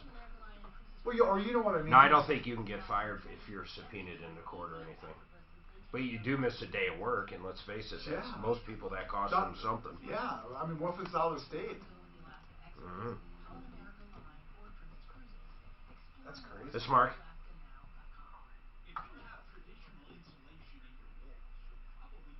I love these. Huh, they're trying to sell me an extended warranty. Nice. Buy it. Fuckers. You know, sometimes I actually go through and act like I'm going to do it if I'm just bored in the car. And then at the very end, I'll go, fuck you, I just wasted an hour of your time. But then the problem is, all of a sudden you start getting more calls. You're like, shit. Why did I do that? It's because as soon as you pick up, you're now a verified number. Yeah. The worst one we had was this one in Colorado Springs. It hit the news everywhere, but what's that, Mark? The guy called one of these IRS places up and just, fuck you, you asshole, and went off on him, and then kept calling back and doing it. So whoever they were in some other country. These fucking guys spoofed their number, called 911, said, hey, my neighbor next door is holding a woman hostage and he's beating the shit out of her. Fucking SWAT went out to the guy's house, kicked his door down, almost fucking killed him. And it was all fucking bogus. because this Indian company spoofed his number. And called 911. Yeah. No, it's terrible. Those things and stuff. It's fucking crazy, man. Technology sucks sometimes. I think the best thing you do if you just don't want to get them is just say, hey, just a second, just slow it down. Well, not do anything for a while. So, yeah. I don't know. Or you say, no, actually, you must have the wrong number. My name is Dan Miller. Let me give you my cell phone in case you want to catch me anytime in the future. I'm usually a night worker. Remember when it used to be like you'd sign your friend up for like the girliest magazine? Thing Oh, you yes, yes, that's essentially the same thing. Yeah. Then you have to go. Why are you getting thanks for the magazine, man. Pretty Little Princess. Yeah.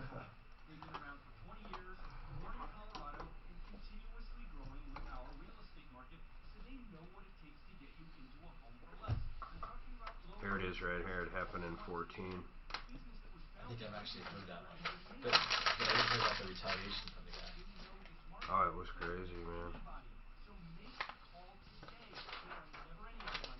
Colorado prank leads to police raid. That poor bastard. He said that he almost got shot. Oh, dude, they almost fucking killed him. And so you probably had a bay. Well, his home insurance is probably by the door. Cops aren't responsible. Again, that's why if you don't know the number anymore, just don't pick up.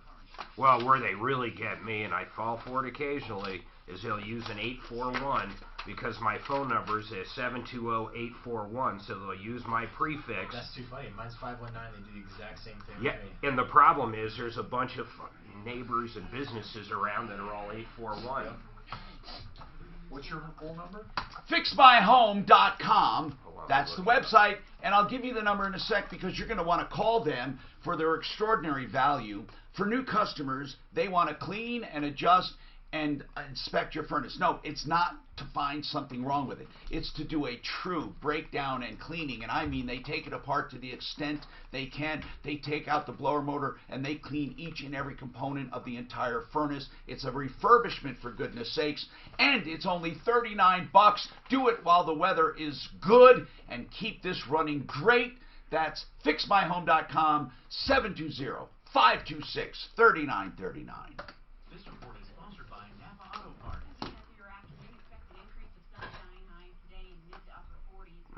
Well, look at this is the Lone Tree Rec Center. Look at how they're just knocking it. Why though? Are they I think it's the pool. Do they There's talk? a pool thing. You sure? That's what it's all about, yeah. Yeah, I bet old Jim's in charge of the pool. Lion Jim? Old Lion Jim's putting too much chlorine in the pool. They say, hey, he's old. And he's been stealing batteries. I'm gonna look here. Number one item stole by senior citizens. Hi, Tom Martino, your troubleshooter. 303-713-TALK. 303-713-8255. Wow, do we have a lot going on. Now, the steel roof update. Deputy Doc talked to the roofer. I think Tyler's on the phone. Yeah, Tyler's right here. Tyler, so basically, you wanted a roof, a metal roof. You had no idea about restrictions, but you wanted a metal roof. You hired your roofer and said, I want a metal roof. And he did a metal roof. And everything's fine until he goes to get a permit after the fact, and he's told, we don't allow metal roofs. We had no idea why, and Mark talked to them up at the building department, and they were adamant about it. Never, ever, ever have they allowed a metal roof. They will not allow a metal roof. They've made people tear off metal roofs. They were kind of proud of that, right, Mark? No, I think the building department actually doesn't agree with it, but it has nothing to do with them. It has to do. So they were kind of saying, like, that's right. They're like, that's the way it is, but don't blame us in this department. We just go out and inspect. And they even went back to say, and you know why? They actually told you because of the reflection. Yeah. Isn't that weird? From way back when. I would think there's no reflection. It's a painted and it steel. doesn't matter anymore. You know what? They don't care. This is so stupid. They have laws on the books that make no sense, and you would think that they would have the common sense to just to repeal it or do a case by case. But this is where government gets stupid when they have, there are all kinds of laws put into effect for certain reasons, and then they still enforce them. Like your metal roof is probably better than most roofs in the city.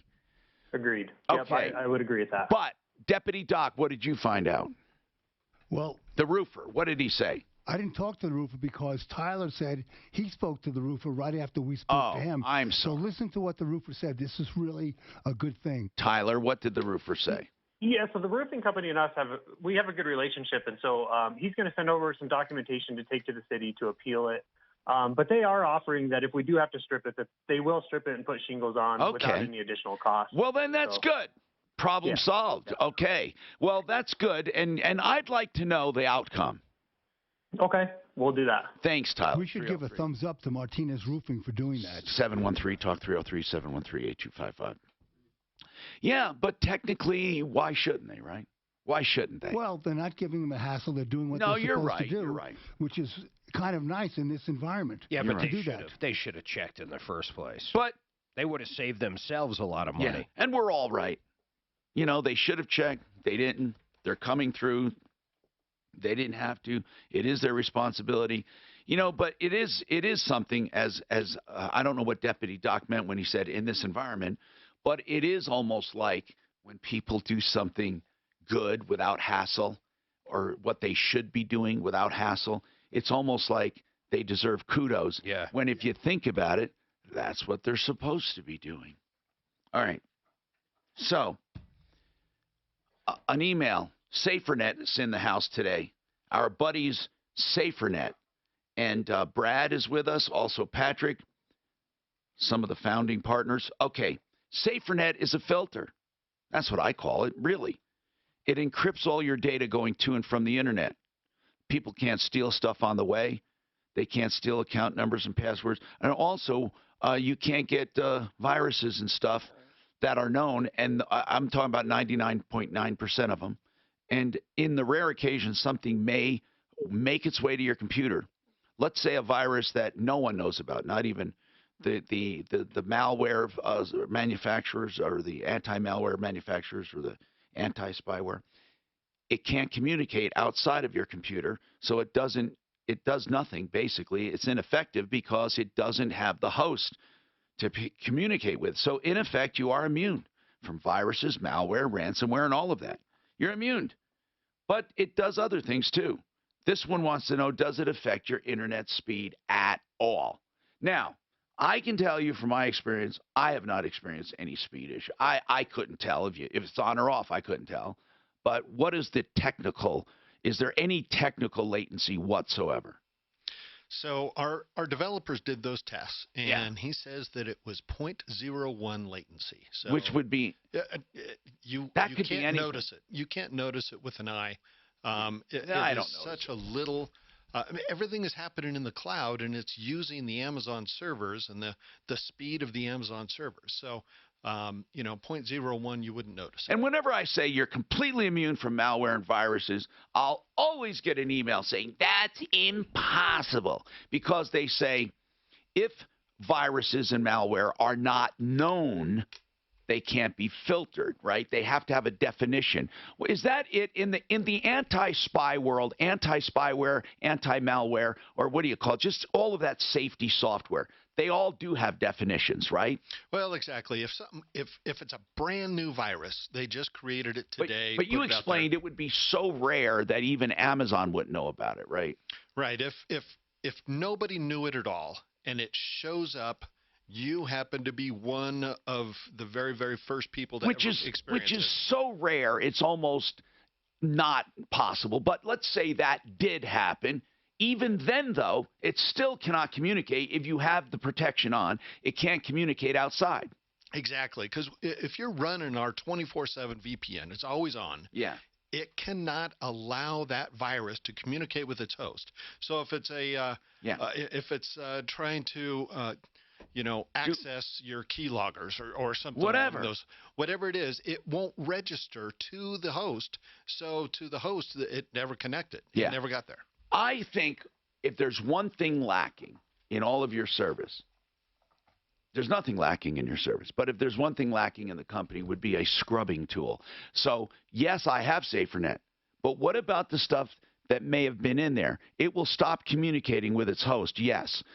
And new stuff won't communicate. But if there's a pause in protection at all, or if there's something on there from before, if you guys could detect and eradicate it, that would be the coup d'etat.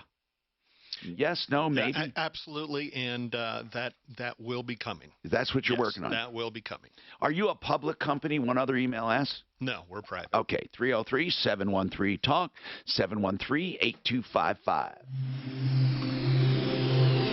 That question about who Steven Spielberg's daughter got arrested. Who did? Oh, yeah, the Who did? daughter. For domestic violence. Who got arrested, guys? Steven Spielberg's kid. Was she the one who's going to be a porn star? I was just going to say what her business is. Right. She's a porn star? Yeah. I have Get Found Fast coming up, sir. When is that? How long?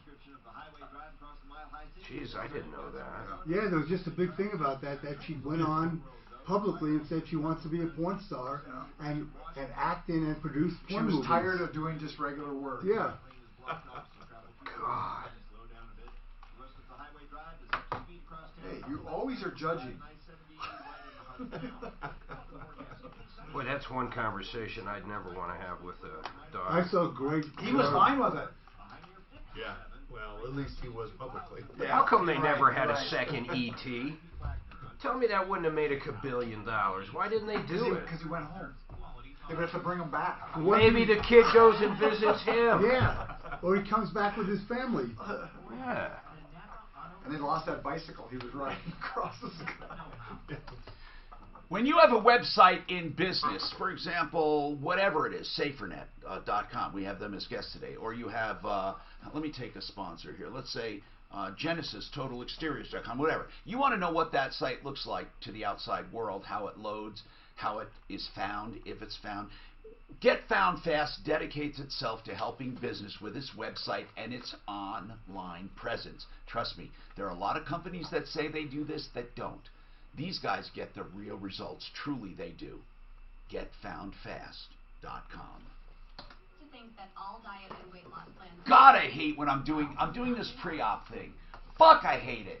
Why? Because they want to know every, and you would think for once in your life you would keep finally a record of every procedure I've ever had. How the fuck can I ever put all God, I've those had down? none. This guy crashed and killed? No, seriously.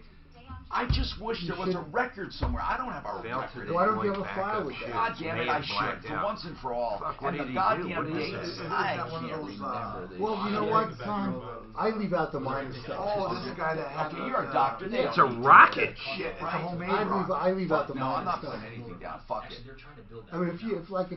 That's not what I heard about this. This is old. I had a tonsillectomy when I was a baby. This fucking crazy bastard made his own rocket? What did he do, like hug it and go?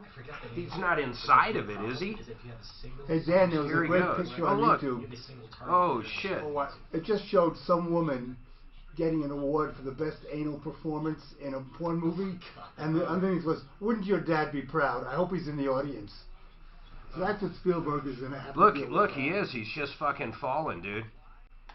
Oh no, that's. Is that the rocket? Or he was in the rocket?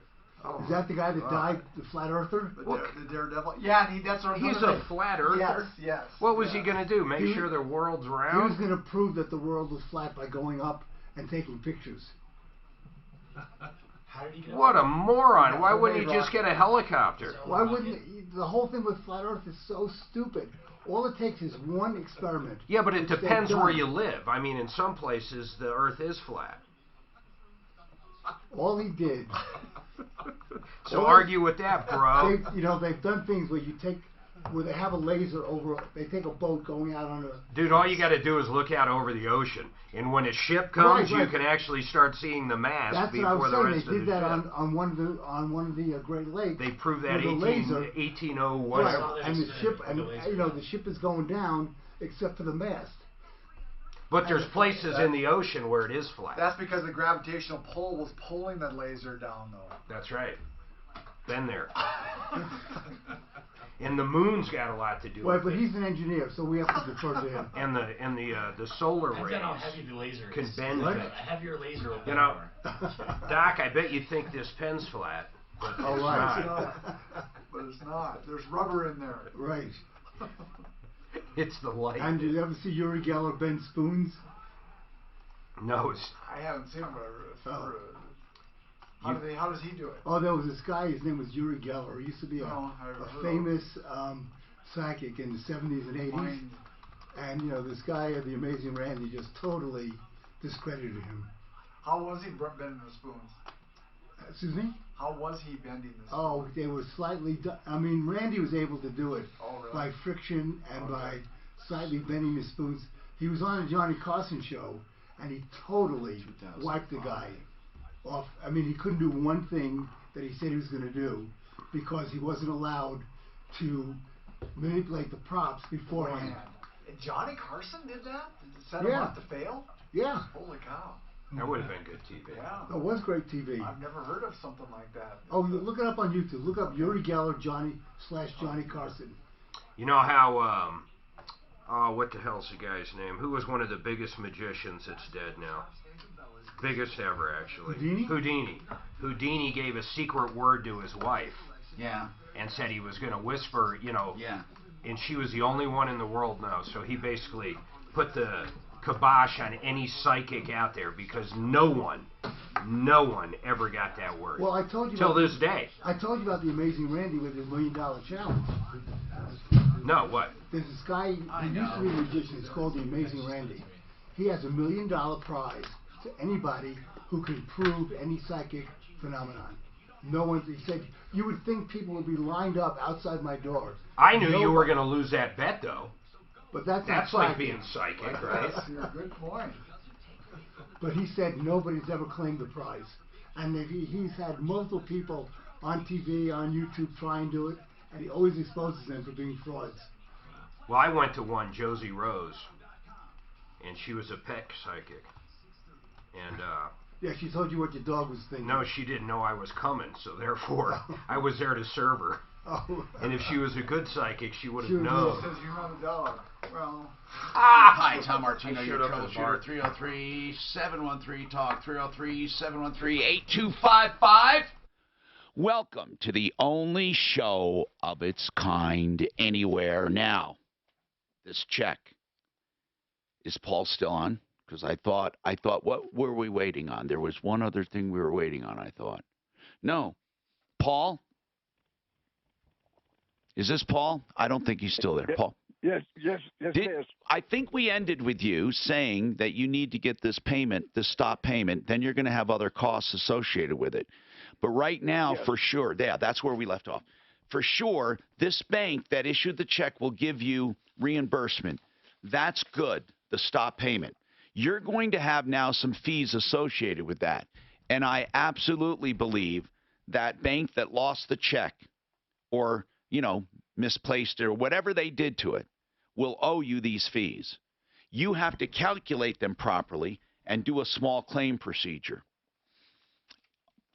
And you have to serve them. What bank is it that lost the check? Chase. Chase has a local presence. You have to find it. We can't help you. We can help you logistically. You have to draft your own paperwork. So if you want to call Deputy Deputy, did you handle this one? Who handled it? Really, Paul, you can call us off the air if you need help. But what you do is go online, download the forms. Everything's online. Fill it out. But you have to have them served. Banks are a little tricky. We're going to know a lot more about banks in a few days. Yeah. Banks are tricky. They do not, for whatever reason, have to register with the Colorado Secretary of State. And for the life of me, I have no idea why. And if anybody out there does, I would love to know. I've never seen another business that doesn't have to register with the Secretary of State. I mean, do you have any idea why, Tom? Idea? No, I have no idea why. Not one of them. It doesn't matter. They're not required to register with the Secretary of State. So I don't know. Now, how are you sure if they're in this? If they're a bank in Colorado, like First Bank doesn't? Like Chase, First Bank, any of them. I looked at numerous ones. Wells Fargo. I can't find one damn bank that's registered with the Secretary of State. Now we're going to tell you a chilling story that has to do with SaferNet. So SaferNet monitors all of your web activity. Now, not them. They don't do it. Your stuff is encrypted. They can't see what you're surfing, where you're surfing, when you're surfing, how you're surfing. That's left up to each and every operator. When you download the app, you become the administrator for your computers and devices. Or you can designate someone else to be the administrator. Like I'm the administrator for my phone and my computer and my kids' computers, or anyone that wants me to be. You know, I mean, they got to be in my network, right? They got to be my people, because I pay per device. It's $3.99 per device. That's the most you'll pay, right? And then it goes down from there.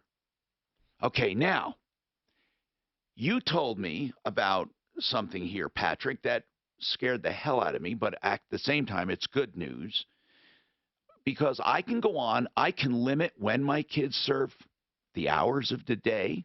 I can limit where they surf. I can limit what apps they're allowed to have and not have. My computers just went dead. Now it just came on again. Okay, that was weird. So that was just the monitor, apparently, because it's not rebooting. So what happens then when everything is monitored? That can give you some advantages. So explain this situation, this household. Yeah, so it was a father that has SaferNet and a 10-year-old son. And his 10-year-old son. And he noticed some traffic that was weird. What was it? His son was actually using Snapchat, and he knew he had Snapchat. So nothing wrong with that. You see your kid has Snapchat. Again, it's a preference, but he gave his kid access to Snapchat. But what he did notice is that Snapchat was accessing his kid's phone, his son's phone, more and more, which meant his son was using it more and more. But where the antennas went up is that Snapchat started connecting to his son's phone, 1 o'clock, 2 o'clock, 3 o'clock in the morning. When you say Snapchat was connecting to his son's phone, that's the way the network looks at it. Like there's traffic going back and forth. Yeah. But his kid was using Snapchat in English, right? That's what he was doing. He was, but actually his son was sleeping. Yeah, he thought his son was sleeping, but it showed that Snapchat was in touch with his phone. That is correct. So it's either his son doing it or someone else. Or Snapchat trying to connect to his phone. Even if his son wasn't using it, he was sleeping. You still see that? Yes. You see incoming traffic, even if your kids are not using it. I did not know that. Yes. So you can tell when you are being hit by Facebook and Snapchat and FaceTime, even if the kid's not awake to answer it. Exactly, and it happens on your own phone. So if you have a Facebook account, when you're sleeping, your phone is collecting data on what you've done during the day and sending it out. And so you don't have to actually be interacting with those apps. Where do I go on SaferNet to see what's attacking me? You just go onto your dashboard. Just go to Manage. And when I go to the dashboard, I can see. Okay. So tell me then what happened. Tell me the rest of the story. He saw Snapchat being trying to connect with his son at 10 at night. 11 midnight, the kid's sleeping. What did he do? So he was able to have a conversation, and he asked him one night. His son was actually getting ready, and he said, "Dad, I'm going to get some fresh air around 9 o'clock." And he's was like, "Hey son, what are you doing at 9 o'clock? You don't need to go get fresh air at 9 o'clock. Tell us really what's going on." And he knew to be asking because of some of the things he saw on his kid's phone. And his son admitted that through Snapchat, a young girl had moved into the neighborhood and had asked him to meet him a couple blocks away. And so the father was able to go on Snapchat in his account, and he saw that the account was actually a stock photo of a young girl. And when he told me this, I was mortified. I was like, "Do you realize that you were 15 minutes away from never seeing your son again?" So, in other words, he said, "Dad, it's a girl," and the boy thought he was going to go see a young girl. He did. But you're going to have to silence that. But in essence, it was truly somebody trying to lure his son, lure him away. And he credited SaferNet for giving him the ability to see what was going on and get his antenna up and then start asking questions. Because if he had not asked a question, his son would have disappeared possibly. Who the hell else would put a picture of a young girl, a stock photo of a young girl up to lure a 10-year-old boy, but a weirdo, especially 10 at night. So this boy thought he was going to be going to meet a little girl. If the father had not intercepted that traffic and known that, he would have not even known his kid was going out that night And we don't even know if he'd ever see his son again. This is amazing. So, but here's the moral. Not just having SaferNet, but monitoring it. Right. What made him monitor that? Because he just saw increased activity. So he had a conversation before that night and was like, what is going on? Why is Snapchat, having more of your phone's time than normal? And he said, well, I've been talking to these people on Snapchat. And he had mentioned that he'd kind of just been having conversations with people that he didn't know. And then obviously that conversation became more personal. He had given where he lived. And this person had said, well, hey, I just moved into your neighborhood. And you hear these stories all the time. And but see, what I would have gone a step further, and I would have tried to set up a sting to get this guy. Hindsight is something that you wish you had thought of, but this family was devastated that this potentially could have happened, and it was real to them. It wasn't just a story; it was something that happened to their son, and it scared the bejesus out of them. Now, impact traffic. Let's start off with the good news that earlier. I don't know, something good to say. It was Bosco. I didn't want to say shit. Was it Bosco? No. That's a Seinfeld. Oh, Seinfeld, right. I knew there was something about Bosco. Did you guys have that out here, or was it just a New York thing? Bosco, I've never had it. No. Bosco was a chocolate syrup. It's actually yes, like it was nationwide. Like it was nationwide, wasn't it? Is there anything different than no? I've never. Bosco chocolate, yes. No, I think they said it wasn't. No, Bosco's chocolate. Yeah, no, I know, but you had Nestle's Quick, right? We had Nestle's. Yeah, but you didn't have Bosco out here. No. Bull. I don't remember Bosco in New York. Do you remember Bosco? I don't remember Bosco. I'm from. You never heard of Bosco? Not till Seinfeld. It probably went out of business when you were really young. Oh, it's out of business now? Yeah. Around the time that Brill Cream started becoming that Oh, Brill Cream, yeah. Brill Cream. March 13th and March 28th. Mark your calendars. The 13th is, let's see when the 13th is. It's on a Friday. And the 28th is on a Saturday. MileHighEstatePlanning.com is having 2 seminars. Go to one or the other. They're both the same. They will give out free information, true information about estate planning. Everything you need to know to get started. Nothing to buy. This is true, unadulterated information about wills, probate, trusts, about postnups and prenups, about protecting your assets, or making sure your assets are distributed a certain way. What about amending a will? Whatever you need to do, they can talk about it. Beneficiaries' deeds and powers of attorney. Blake Harris is someone we know and trust, and these seminars have been a big hit. So the 13th or the 28th, and they're around noontime, and they also have free parking down at the Crawford Hotel at Union Station. To find out more and make a reservation, it's MileHighEstatePlanning.com.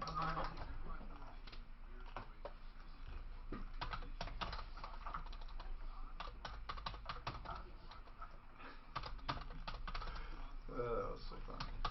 And Kramer pretty much guessed it. Let's see. Oh, he dug into his brain. Where did Kramer hide the key? Where did Kramer hide the key? Mark, you will absolutely love. You got to see. Oh, I sent you the video for the open of Saturday Night Live. Oh, okay, I will. You will love Bernie Sanders. Is it what's his face? It was good. Is it the Seinfeld guy? You will love. Still use that code, Tom. Who plays Bernie? Yeah. Oh, yeah. Dave. I'm sorry, David. For everyone. Yeah. Oh, yeah. He's more Bernie than Bernie is. You know, I haven't seen Saturday Night Live in probably 20 years. But if you look at that's one thing nice about YouTube. You have to stay up to watch it. That's true. So it's worth watching the opening. Oh, well, when they do the debates, they're so funny. The people Who's who the got guy? it. He does an amazing Bernie. Oh, David. Even his hands. Larry David. Oh, yeah, Larry David. David. He's got the big, long fingers and I told you, Larry David is Bernie. You've never seen them in the same place at the same time. I guarantee they are the same. They are the same person. He's the Clark Kent. Okay, I'll bet you $100 there, Doc. I know you're good at I think you might be right, though. So what do you think is going to happen tomorrow? Who's going to drop out of the race? Most of them? Amy Klobuchar just dropped out, right? No. She just suspended one campaign appearance. Oh, okay. She didn't drop out. Buttigieg dropped out. Right. Did he? Yeah. And he had 21 delegates. And Steyer dropped out.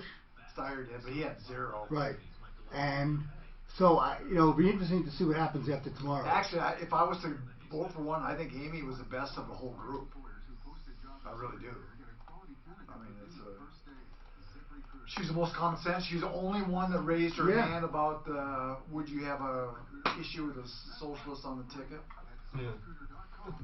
I mean, that's crazy. It's going to be either Bernie or Joe. Biden's too stupid. I mean, that guy. But he might do it because people are just looking for any kind of moderate to get away from a socialist who they know can't win.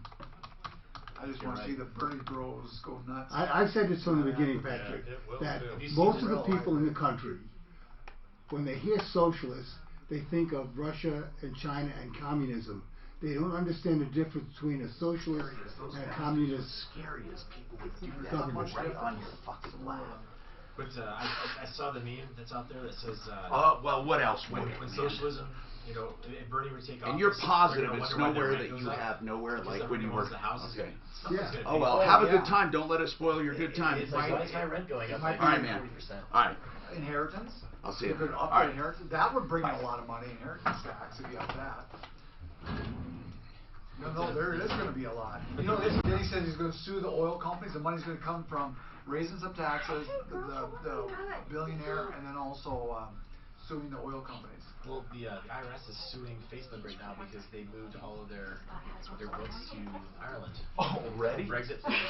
So the IRS is suing Facebook for like $19 billion. Really? Because of unpaid taxes, because they've run everything. Ireland in Dublin has a 12% ceiling. So if you look at Facebook, Windows, all the large corporations have moved a lot of their books to Ireland. Well, if you remember, Ireland was one of the countries that really went down. Right. It was Ireland. It was what's that little out in the middle? Iceland. Ireland, Iceland. But Ireland had a rebirth because of the taxes. Because of the taxes. Yeah. Tax So that's what I was just saying. The IRS is suing Facebook right now because they moved their books over to Ireland. So Dublin has actually become the Silicon Valley of the European countries. And like I say, their taxes what did that. Okay. And so people don't understand that by lowering corporate tax. Kristen's bring coming as well. in business. That's mine. And so they're actually booming right now. The economy She has a long in relationship Dublin with right him as now, well. So. and the cost of living is See you there going at through the 3:30. roof. Okay. Because Thanks for telling me, man. They've actually brought some of these large corporations in, and they're. Hi, Tom Martino here, 303-713-TALK, 713-8255. Randall, what's going on? What's happening with you, sir? Hi, Randall. Oh, hey, I'm sorry. How can we help you, Randall? Well, I was told by a brother-in-law of mine that I had tried for Social Security disability like 10 years ago, and I was denied. I went through the motions. So I ended up having enough credits to retire through the union, so I just went ahead and retired early. You retired, but you did not. Now, what was your? But you did not have a disability, did you? Yes, I was told more or less I wouldn't be able to do my job anymore working construction. I had a total reverse shoulder replacement. How old were you? I was 55. And how long ago was this? Coming up on 10 years. So 10 years ago you retired? Yes, sir. At 55? Yes, sir. Okay. Out of necessity, I couldn't. Got you. I couldn't work construction anymore. Prior to that, like I said, I tried going through the Social Security disability. Right. And I was denied, so that's the other route I went. But when you retired, how did you support yourself? Well, I got my retirement. That's what I'm asking. What retirement? From the union. But a lot of those don't pay out until you're sick. Even if you have one and is fully vested, you have to wait for retirement age. How did you get it early? Our pension allows you, if you have enough credits. Okay. Okay. It's based on credits. You can retire at any after age. 55 if you have no, not at any age. You have to be at least 55 and Gotcha. correct amount of credits to retire. Gotcha. Okay. So you retired and the pension was paying you. So what's happening now? Well, I was just in conversation with my brother-in-law. He thought that I could still go back and try and get the Social Security disability. Of course you can. Yes, you can. I can? Yep. Yeah. Why wouldn't you be able to? You can apply more than once. Well, I didn't know. I thought once you started having another income that was off the table. I never heard it was off the table. I think you're allowed to get whatever is more. I have to figure that out. How much is your retirement income? I get around before taxes around $3,400 a month. You know, here's the odd one, okay? The odd one is you're not allowed to make money on Social Security disability, not a penny, as far as income. But I don't know if that accounts for other disability. See, that's the weird part. I know you couldn't go out and work and generate an income, but I never thought about the other part, which is another disability check or benefit of some kind. So that's what we have to figure out. We have to figure out which one of our angels would know this about disability payments in addition to Social Security disability. So we need someone. I know someone with Social Security disability knowledge will be able to answer that. Let's try to hunt through our experts to figure that out. So yeah, you definitely. I wonder. Here's what I'm wondering: can you choose which one? Here's why. Well, actually, I know you can. In fact, I know you can apply because some disability insurance requires you do that. In other words, they will pay you up to the point that you get Social Security disability, and then they will supplement your disability to where it would be your benefit payment. I've heard of that. You know what I mean? In other words, I know someone who was on disability. They had a disability insurance policy. It kicked in, and then the disability insurance made them apply for Social Security, and then they would only pay an addition to that. So I know there's something there where you can get two kinds of payments. I'm going to try to get an expert on if you hold on. I'm Tom Martino. We have a lot more to talk about, including SaferNet.com, so stick around on the Troubleshooter Network. Grainberry, healthy cereal for your family. 65 or is it in perpetuity? Because a lot of pensions stop at 65 when you switch over to Social Security. So is his in perpetuity or? I don't know. That's what a lot of Social Security, a lot of disability does that. They make you take Social Security. Right, my question is, does his pension stop at 65? Right. That'll be an important question. Because I think he can get pension and SSDI, but are they going to go back? They can't go back. Right, but he may not be. But his pension will probably This stop just came in the at mail. 65. I don't know Maybe if not. it's any different than what you had. I just think that part is the court. This Mark came will to me. probably know. Oh, let me see. Oh. Kind of died. Uh-oh. I heard her. No. But here's another thing, Doc. Just because he can't do his job, he could have done another job. On that. I had a feeling she was talking I mean, he could have been a computer programmer, or you know what I mean, and stuff. Depends on what's on the policy. But I mean, on SSDI, you know, there's going to be a. Did that come up here? Did that go down? Is it coming up? We're seeing it won't. She put in a ticket for it. Because Mark's didn't go down on it. So I didn't have the internet turned off. Resident in Manatee County without travel history to China or other countries identified for restricted travel by the CDC. The second patient is an adult resident in Hillsborough County with a recent history of travel. Here's her argument. Here's the argument you're going to deal with tomorrow. What is that? Oh, did they respond? Yeah, just read right down. You can see their response. Where is it? Let's see. Look at the top. Just start reading from the very top. president, who has one tonight in North Carolina, thinks they are, quote, very safe. Last full day of campaigning for the presidential candidates before. No, I think he could have. I don't think his SSDI would have been That the return check because of his pension, as long as it wasn't at a government issue. pension. Hopeful Amy Klobuchar forced to cancel a rally in her home state yesterday. I think she's out. Protest. Okay, good. You see what their argument is? Up? Yeah. But there's no counter. But that tells you they're going to be there. So Buttigieg and Warren, or Buttigieg and Klobuchar will give their to Biden. Yep. But when Warren goes out, she's going to give it to Bernie. Yeah, but how much of the... Start doing the math. Where does it come in then? I found this right here. Look at this. I'll show you. Super Tuesday. Super Tuesday. Delegate.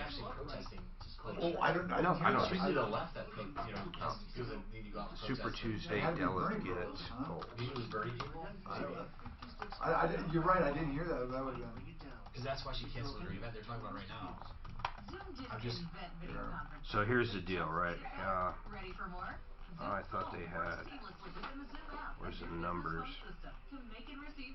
Oh, this isn't the right one. One of them show. Oh, right. Is this it? No. And it works wherever you are, in the office or on your mobile device. Poll watch. Zoom built this for you. Exceptional audio quality, reliable service. I found a cool one that showed all the polls for it, and it was all kind of put together. You're in charge of hiring, and She was the most moderate of all of them, I think Pete was Mark, pretty will they moderate. accept an affidavit from the vendor, or do I need to have him testify? Because they can't cross-examine an affidavit, but then small claims court has relaxed rules. So I should You can ask all this tomorrow. I should bring an affidavit. Well, tomorrow, what if I can say I'll provide an affidavit or I can provide a testimony, then they can't make it for the very next day. They don't always set it for the very next day, do they? Well, Mark, how is that possible? Because it's small claims court, dude. You have to go. If you can't work it out in mediation, the court date's the next day. That's just how it works. It's simple as that. I'm not saying it's fair. I'm not saying the system's set up for anything else. No, but I'll bet you what. The mediator, if I say I need to set it for trial and I need someone to testify. It's already set for trial, so part you're missing. It's already set. You might ask for a continuance. They would probably tell the mediator they don't want one. The warm-up begins with highs in the mid-50s. It's not like a normal deal. By Wednesday, keeping the sunny and quiet weather around through Friday. Warmest day of the work week. Okay, let's try with this highs in the again. mid to upper 60s. We'll keep the same weather around on Saturday. Looks like we'll stay dry the rest of the week as well. For more news, listen to the Daily Dive. What'd you say? So, were you looking up that?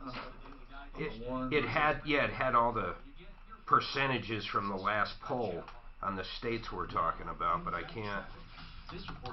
That way we could add up if they follow the way we think they will. You know another thing that could affect the stock market? Oh, here it is right here. Freaking thing that Turkey's doing with Syria. All right, look. So if we look at California, if Sanders, right here, 34.7, you're saying he would pick up who? Warren. So he picks up, that gives him 40. Biden would pick up who? Buttigieg and possibly Bloomberg, but I don't think Bloomberg's going anywhere with the money he's spending. He said he's going to spend $1 billion now. So I think Bloomberg actually, I think it goes beyond Democrat and Republican. I don't think anybody's going to let someone buy the election. There's too many people that go, it's just too funky. What do you mean buy it? I don't know what you mean. He's fucking buying it. If he didn't have the money he did, he wouldn't. I see what you're saying. He'd have zero. Is there a debate? When was it? March 11th? March 11th is the next debate. 16. So best scenario, this would be boosted by Biden might come in at 25, but Sanders is still the big haul, man. The big haul is California. Are they voting tomorrow? Yeah, what they're about part. Texas? Same. Yep, Texas too. Texas is a big haul. So Sanders is up everywhere but North Carolina. But North Carolina, he's right there. And North Carolina is not a winner-take-all, so that's going to be a split. Well, California's not a winner-take-all, is it?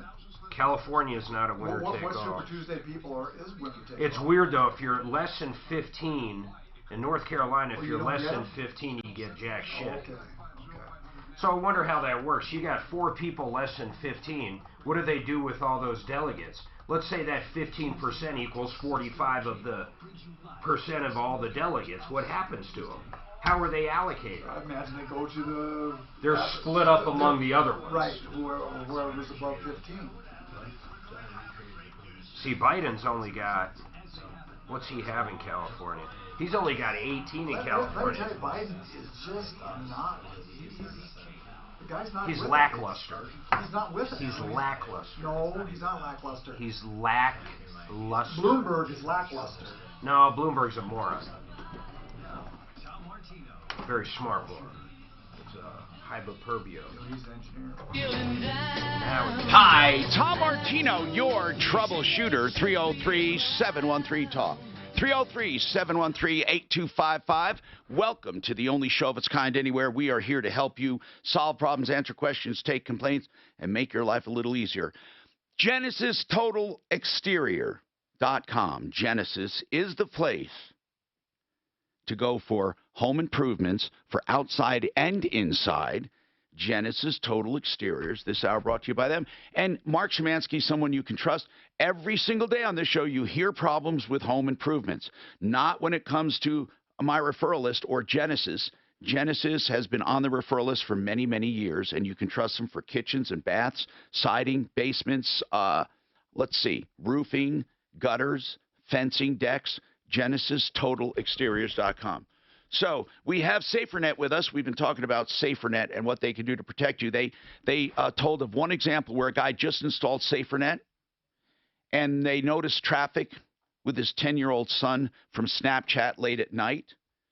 He talked to his son, and his son was going to go out that night and meet someone, supposedly a new girl that moved into the neighborhood, a 10-year-old girl.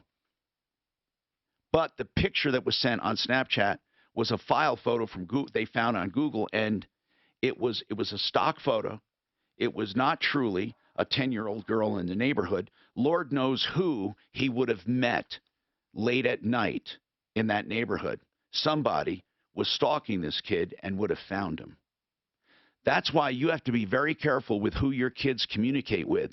People can lure them out, and you may never see them again. Because of SaferNet, this father had all of the traffic monitored and was able to see that it was an unusual amount of traffic late at night.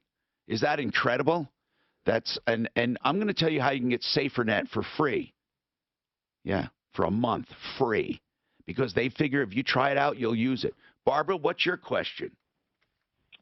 Hi, I have 2 devices so far connected with SaferNet. And my question is, can I do away with my current antivirus program? Well, I did away with all of it. Basically, yeah, right? And what do you say? Yeah, the antivirus, what it will do is it will protect a device for any viruses that it might get on there. We're blocking the viruses before they get there. Now, if it's a free version, I'd leave it. You'd mentioned before we're in the process of working on getting some scrubbing going on with devices. Yeah. If you're paying for antivirus, you may as well just move to a free version. But if you leave it on those devices, it can scrub. If something happens to get through a brand new virus that's never been heard of before. Yeah, but if it's never been heard of before, the antivirus software won't have it either. Yeah. I mean, that's the whole point. I mean, those things take time. By the time they find out about it, you guys will know about it. So I can't see where anti-spyware has any more advantage than you do. Well, the answer to your question is you can never have enough protection. You know, if anyone says that they're absolutely 100% everything, then there's someone out there that's going to say, you know, hold my beer. And they're going to prove you wrong. Because it also you can get viruses just by opening a file that you don't know. Or something that's been on your computer for a month. Right. And so how SaferNet works is that we're able to actually stop the communication from your device to its host. But if the virus gets on your computer, it actually is a good idea to have some of those antiviruses on your devices.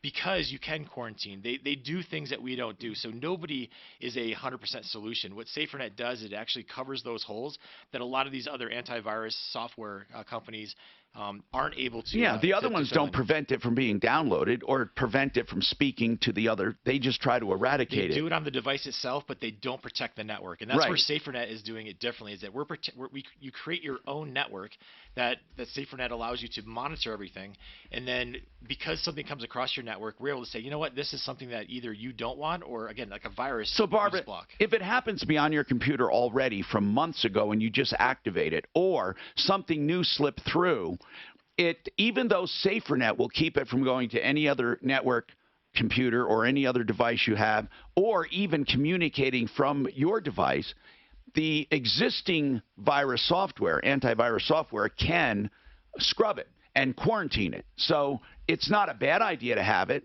I think a free version is plenty if there are free versions you can have. But as Patrick said, it's not going to hurt anything, and you can never have too much protection. What do you have right now, Barbara? I have Viper. And do you pay for it? It's not free. How much you pay for it? I pay I think it's 40-something a year. Yeah, that's not basic. It's very limited. Yeah. I would definitely get SaferNet. Try it for a month. And I do have it. And it's great because I do get notifications. Yeah. But can there be competition between the two antivirus programs where then with the competition between them, what do you mean? They may not. Sometimes, as far as competition, they may fight each other as far as catching viruses. Where it can do some harm, you mean?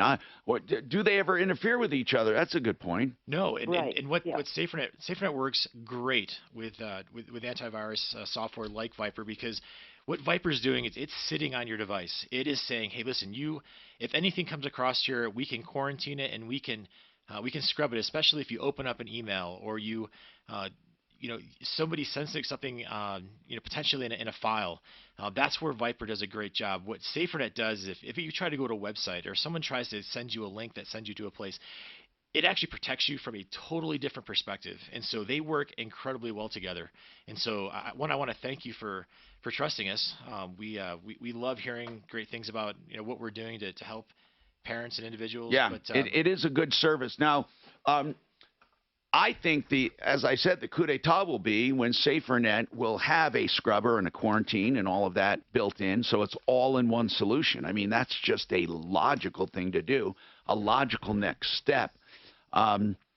Thanks for the question. And Randy with disability, we are trying to find an expert here on the qualifying for Social Security disability when you have disability.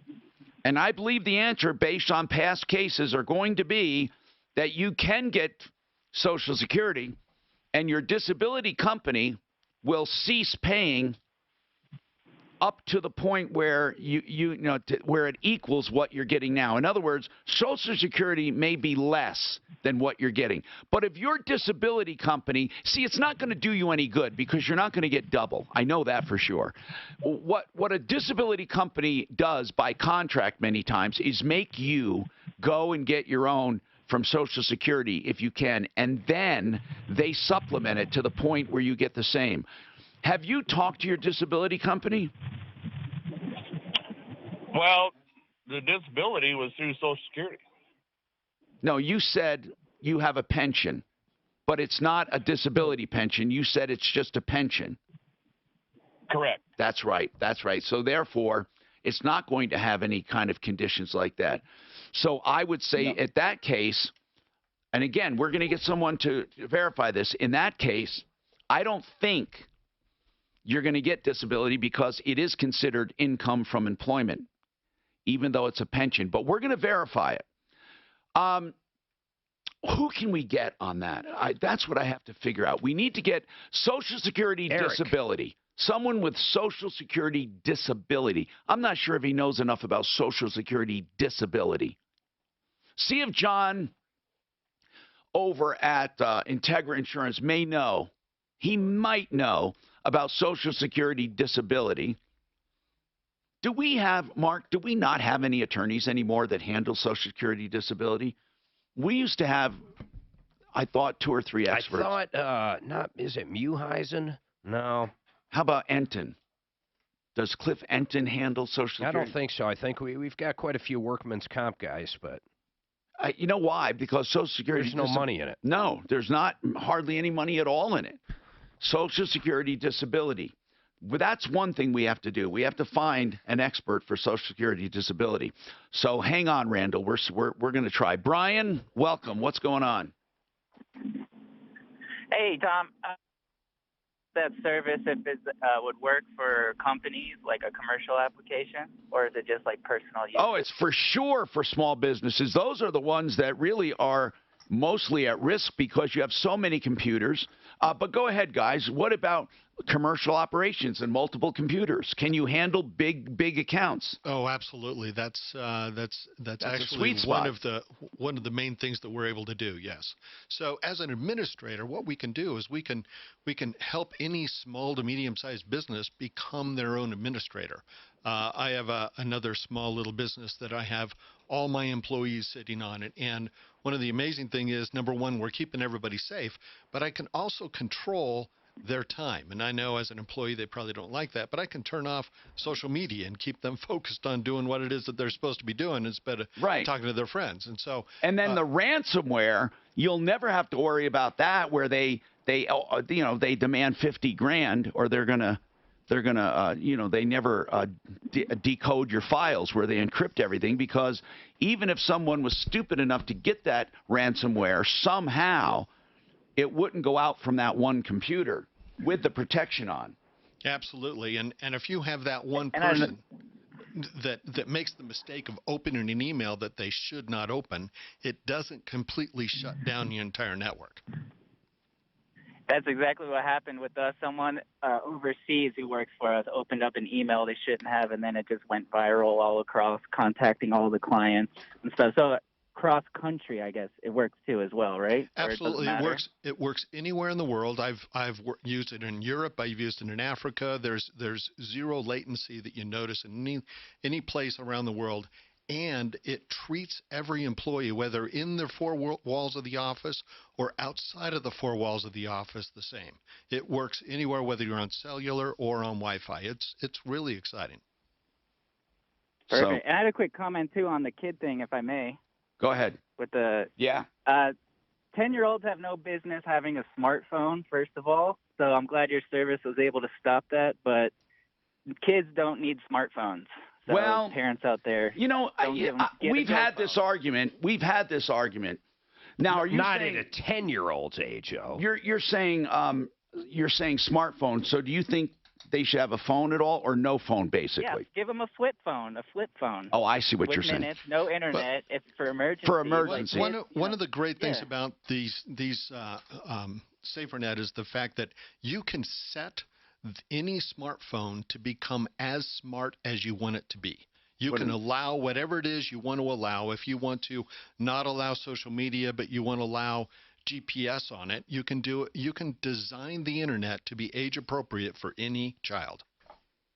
Weekdays 2 to 4. The Situation with Michael Brown. Well, this is amazing. House Democrats block condemnation of Cuban firing squads.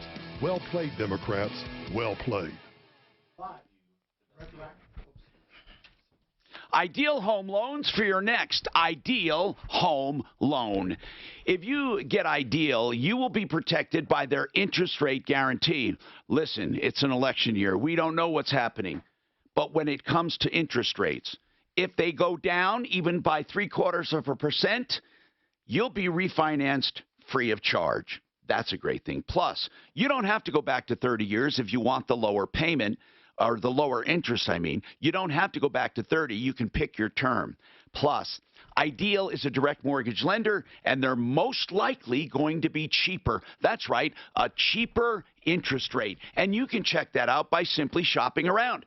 What harm would it do to call Ideal and say, what interest rate are you quoting right this minute for a 30-year fixed loan?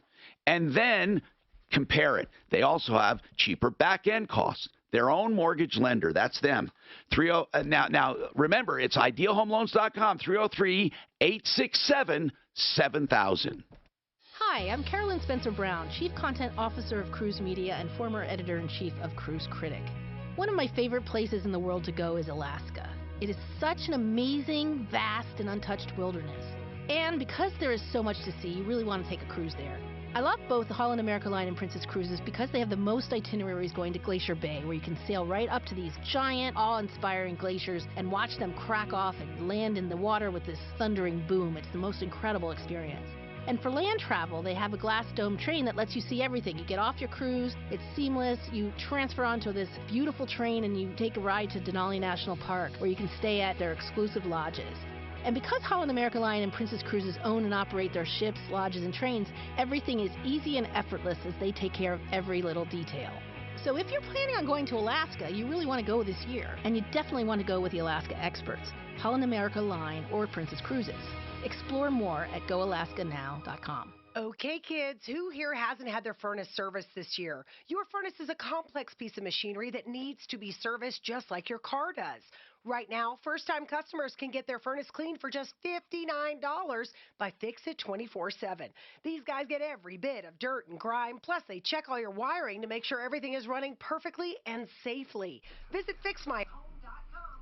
That's FixMyHome.com for your first-time $59 furnace cleaning today. So you have erectile dysfunction and you ordered some pills. So they're advertising the same advertiser on your show. Well, just a different spokesperson, right? Different spokesperson. Right. Amount. Don't be satisfied with mediocre. Sometimes oral meds just work okay, but they aren't that great. Yeah, that was a different know method. this anymore.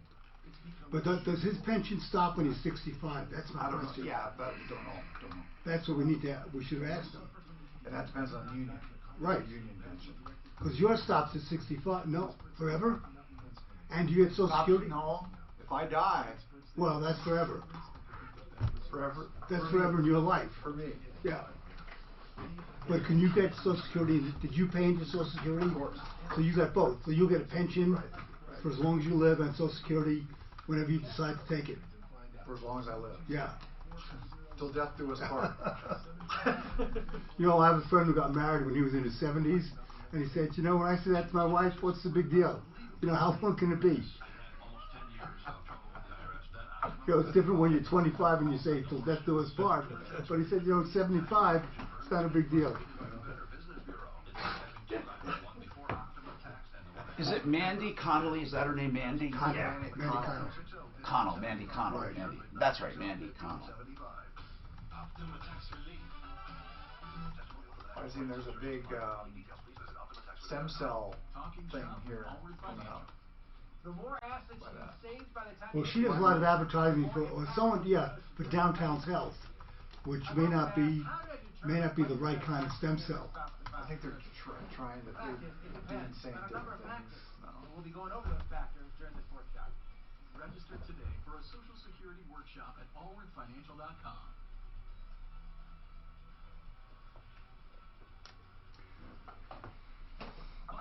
Oh, that was. So who's left in Denver? You got Warren, Bloomberg, Bernie, and Biden. And Biden. Is anybody else? And Klobuchar. Well, actually, has Telly Gabbard officially came out? I don't know if she's still there. I think she just hasn't been campaigning or invited to the debates. And she's the hottest one. Sponsored by Hanson by Hilton. Let's see who we have. Disagree? Put her up against Bernie? We have Bernie, Biden. That's like saying putting her up against Bart. Steyer's out. Gabbard's got none. Michael Bennett's out. Delaney is out. Patrick is out. So it's really down to 5 people now. So is Tulsi Gabbard still? I don't know. She's got 0. Right, she's got 0. But I don't think it's costing her anything because she's not campaigning. So how much has Bloomberg already spent? Hi, Tom Martino here, 303-713-8255. We have SaferNet in the house. We have had several questions for them. And basically, if you have any questions, you can call us. They're here. You can find out more about them at safernet.com. Also, realcbd.com, somebody wanted a phone number for them. And, I suddenly realized I'm not sure if I have an order number for them. Let me look here. I think if you go to the website, you'll find it. But I am looking for it, and I'm trying to find. Let me see. I'm going to go to their website. But anyway, the CBD, you can order it there, and you can let's see. I don't see a phone number here for ordering. I just don't see it here. But, oh, yeah, here it is. 800, I got to put that down. 800-985-0515.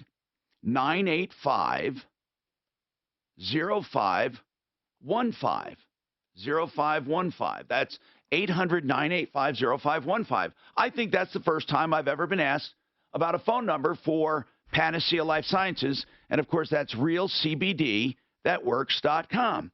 It's 1-800-985-0515. Sorry about that. Okay, so what about hidden viruses within emails, photos, and files? There's nothing you can do about those, or can you? If they're not, in other words, if they're downloaded as an attachment, that is on your machine, and until you open it, it doesn't become anything, so it gets by SaferNet, yes or no? This emailer wants to know. That's correct. It'll get by our systems because we don't know it's an what attachment. is in that email. Right. It's an attachment. You don't know what that is until yeah, you're not open reading people's emails. Exactly. So then what? Once it opens, there's a virus that may attach itself to that computer, that device, that tablet, whatever it might be. Now, number one, that virus is not going to be able to make it to the network outside of that one device and attack the rest of the network. So it's confined to that one specific computer or device. But number two, there's nothing that will be able to communicate out of that device to the host. Okay, so it's always going to be better to have safer than not, even if someone is stupid enough to download a strange person's attachment and open it. Absolutely. It still won't communicate with others. Exactly. And you have to still follow all the right rules. You got to make sure that, if you see something that's not making any sense, verify who it's coming from before you open it. And it's right. all of those normal things that you still have to do. And again, that's where existing anti-spyware virus, antivirusware, all of those will help you if they're on your computer. So there's nothing wrong with having that kind of software. Right. There's nothing wrong with it. And there's a lot of free versions out there that does everything you need it to do because we're blocking the viruses from coming in as long as we can find them. 303-713-TALK, 713-8255. And then, of course, don't forget 303-MARTINO. And we do have a couple lines open. By the way, Randall, we did find out something according to – now, we've been researching on and off in between here, and then during breaks, plus trying to contact our experts. We have not found a Social Security expert yet, but we have found a lot of stuff online that indicates that SSDI, Social Security Disability, will not you can get SSDI while on a work-related pension. It's good. Now, as long as you cannot hold any job or you don't make any money now. But if it's a work-related pension, it will not interfere. The only other thing that interferes is Social Security itself. You can't get both. SSDI is basically Social Security that's early because you're disabled. And once you get regular Social Security, that takes its place. Well, that was going to be my next question. I did start drawing my regular Social Security at 62. So see. Wait a minute. Can I go back? No, you can't now. No, that's done. You already took Social Security, so you're done. Why would you take it at 62 and not wait, especially with a pension? Because now you're limited. Do you realize if your pension goes up, you're limited to how much you can make outside of – people don't realize this. When people take Social Security early – they're not just getting less money. I was trying to tell that other guy that called in earlier. Not only do you get, in his case, $100 less a month forever, But now you're limited to what you can make forever, which seems very, very odd to me. Well, if you wait till you're 67, your income doesn't count against your Social Security benefits. Or 66, full retirement. Right, but my income doesn't count. I get Social Security no matter what my income is because I waited for full retirement age. Exactly. Right. And again, full retirement age is different for different people. For me, it was 66. And for me, it was 67, which is why I waited. It was 67. Okay. So what do you think the earliest full retirement age is? 65? Probably 66, I would say, for income. Well, in any case, I don't know, but that's the one thing that confuses me. But once you individually find out your full retirement age, if you wait to that age, you get maximum benefit and you never have to limit income. You can make as much as you want and still get Social Security. That's the biggest disadvantage to taking it early. You know, you would think if someone took it at 62, early, that they would be limited to what they could make up until a certain point. But it doesn't seem fair that if two guys are 80 years old and one guy can make as much as he wants and gets full Social Security, and the other guy, just because he took it 3 years earlier or whatever, or 4 years earlier, 3 years earlier, that he now cannot make as much as that other 80-year-old guy. He's limited for life. This is Denver's talk station with Tom Martino. Now, Michael Brown. Yeah. But it's unfair. I mean... Are you sure that's the case? Yeah. That's what I was told. I know that. Your earnings are always limited. I always thought, and I'm not the expert, but I always thought that once you reach the retirement age... Me too. God damn it. We need... Daff... if you could ever find an attorney to come on our referral list that knows Social Security, we would give them a really good deal. I mean, we don't have any Social Security experts. None. Yours wasn't full at 67. Maybe I should tell whatchamacallit, Nate. My full retirement was at 67 or at 70. No. Do I have a spot here? My full retirement was at 70. How long? What they consider full retirement. Could I do it now? You said 65. You're right. All right. 10 seconds. It depends on your birthday. Hold on, guys. Just 10 seconds. That's why you can do it yourself at a Napa Auto Parts store, or have it done for you at a Thank you. Napa I'll be Auto right Parts off. You know what people think about as spring approaches?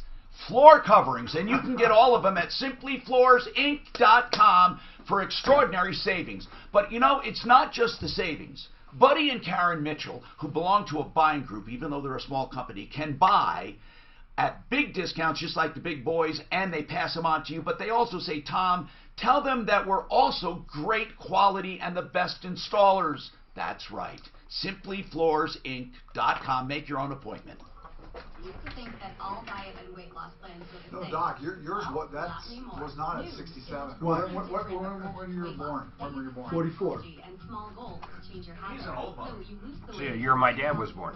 66. Personalized.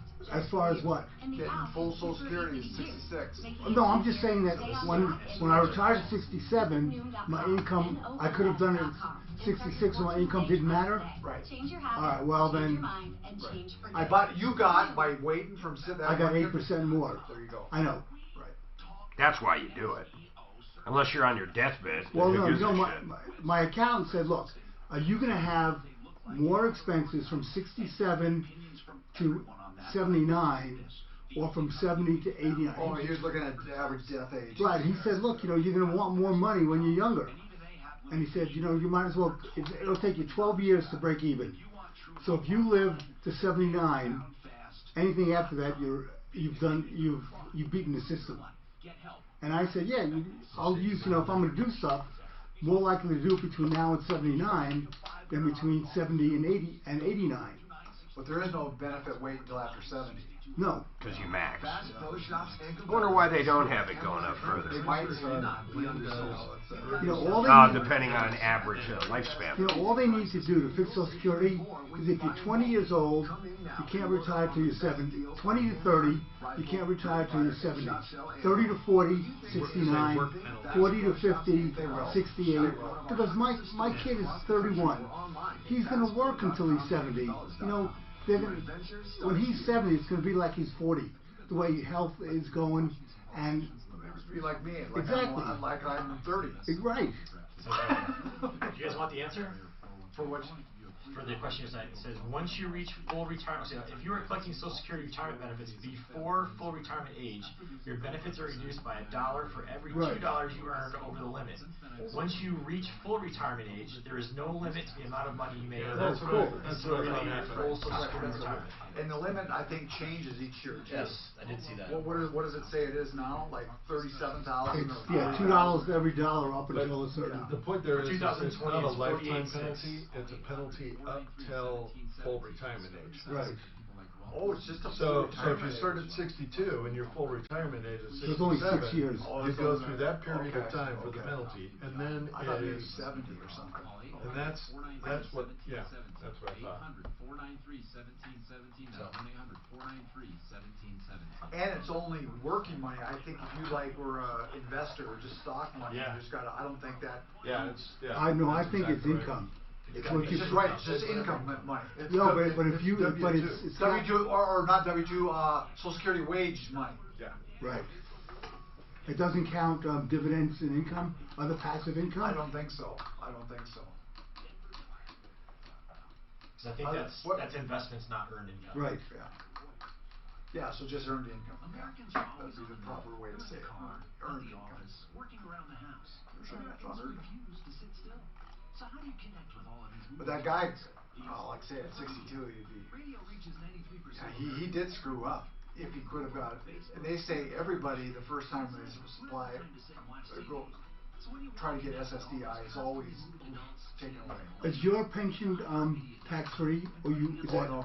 So you pay income on your pension. Yeah. Just don't pay Social Security wages. Right, but you do pay income tax. Right. I think you pay Social Security on Social Security. No. So I don't think so. I think you do. I don't think so. Not Social Security. I think you're right, but I'll bet $100. Wait a minute.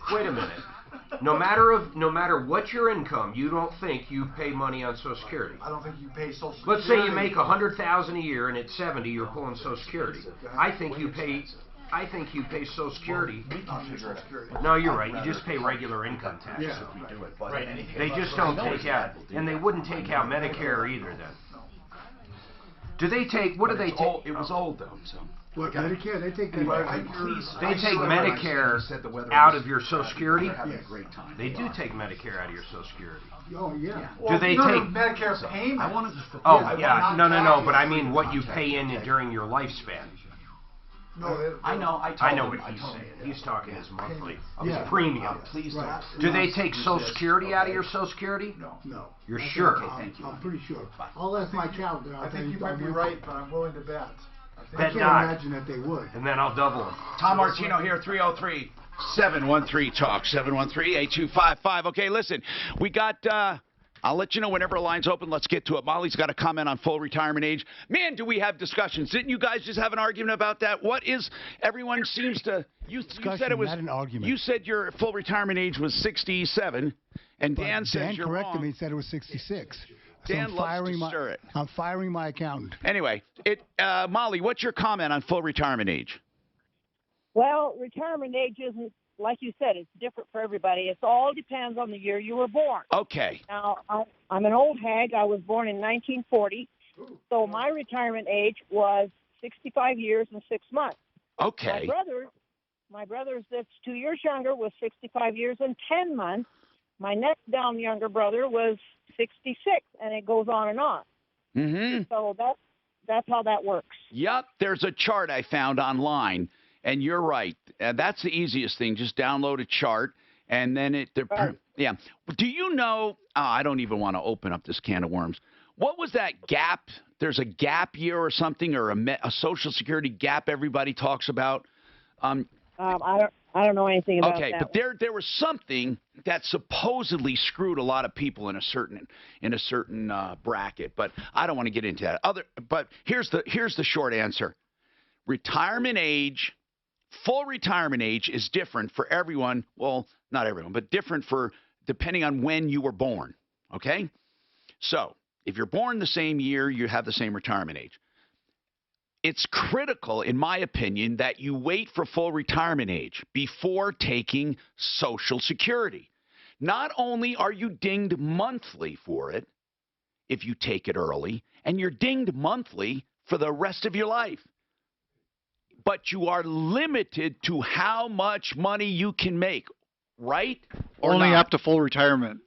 Okay, good. Then that's good because it wasn't logical the way it was explained before, the way we thought, I mean. We thought you were dinged the rest of or limited the rest of your life, but you're only limited from age 62 to age 60, to your full retirement age, whatever it would have been. You're limited to what you can make. But after that, everyone can make the same, right?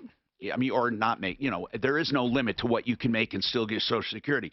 Now, there are some people that are trying to, by the way, change that.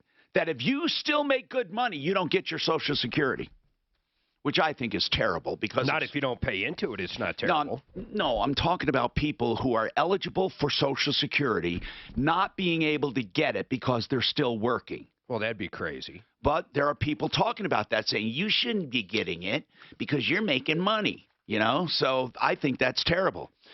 So, Randall, I don't know what else we're holding for with Randall's, Daff. We're done with Randall. Billy, what's going on with you, Billy?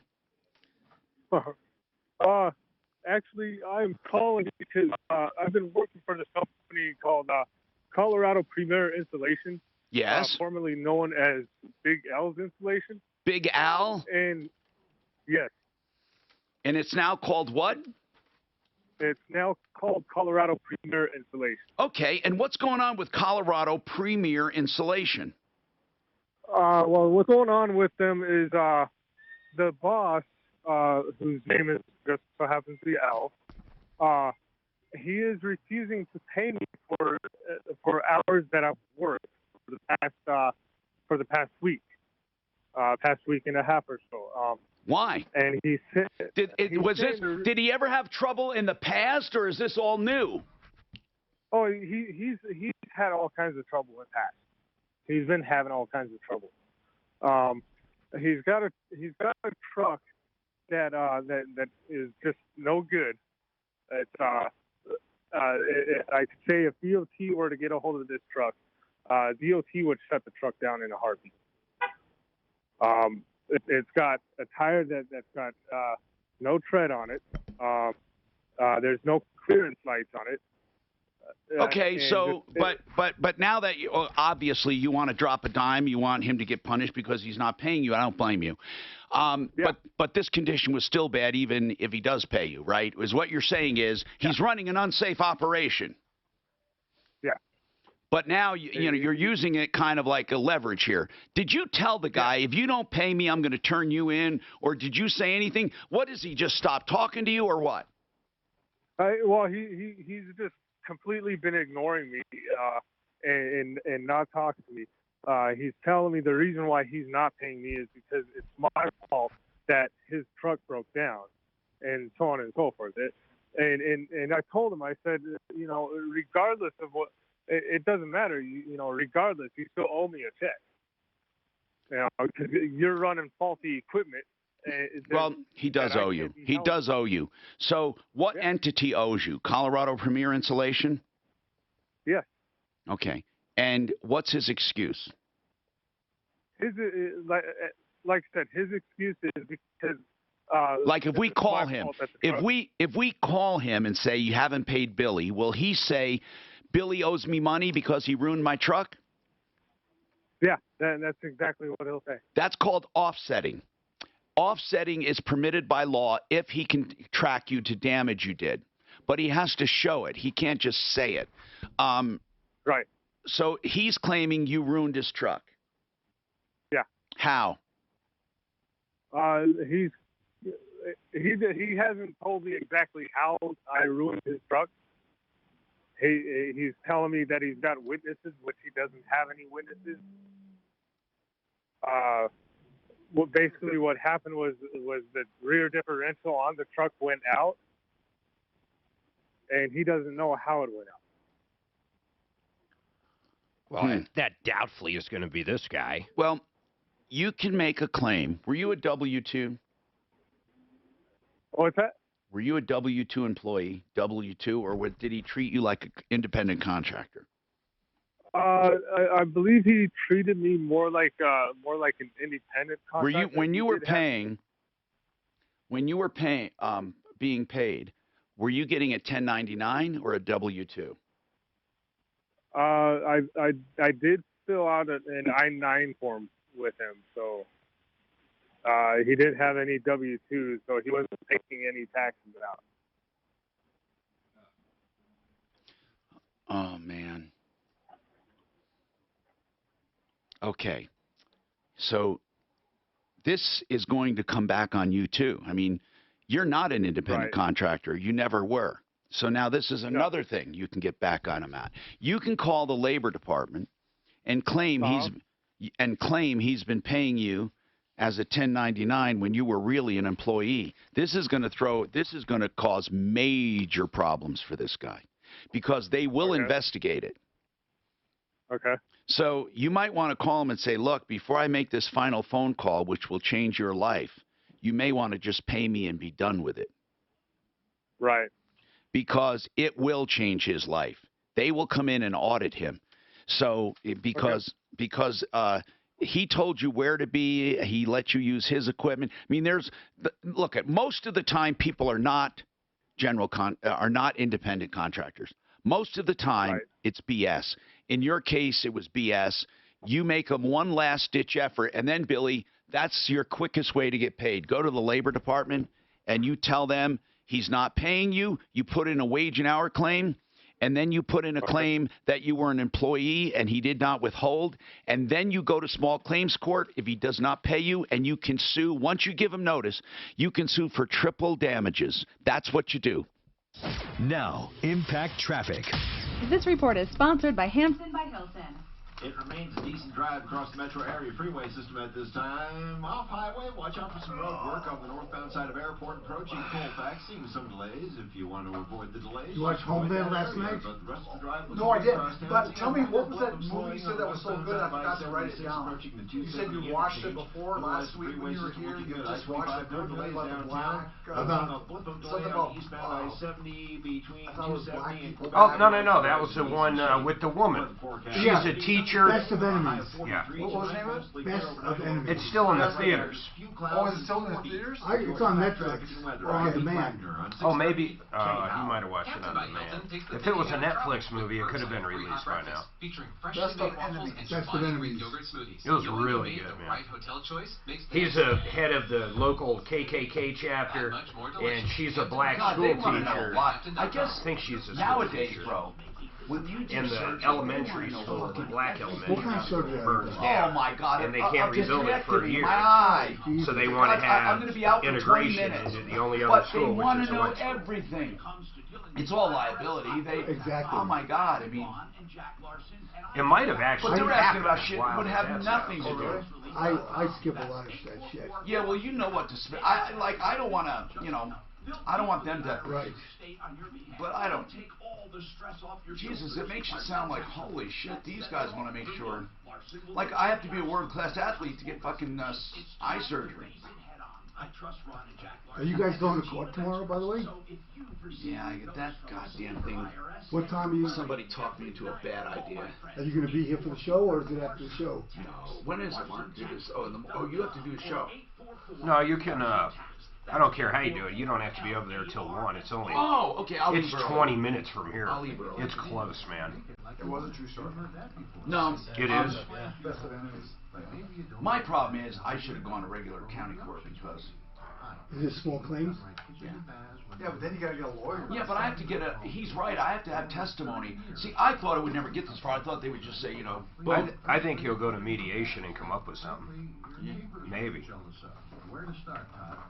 You should Google whoever signed that and see what their position is at the bank, now that I say that. There, hold on. You can't even read his name.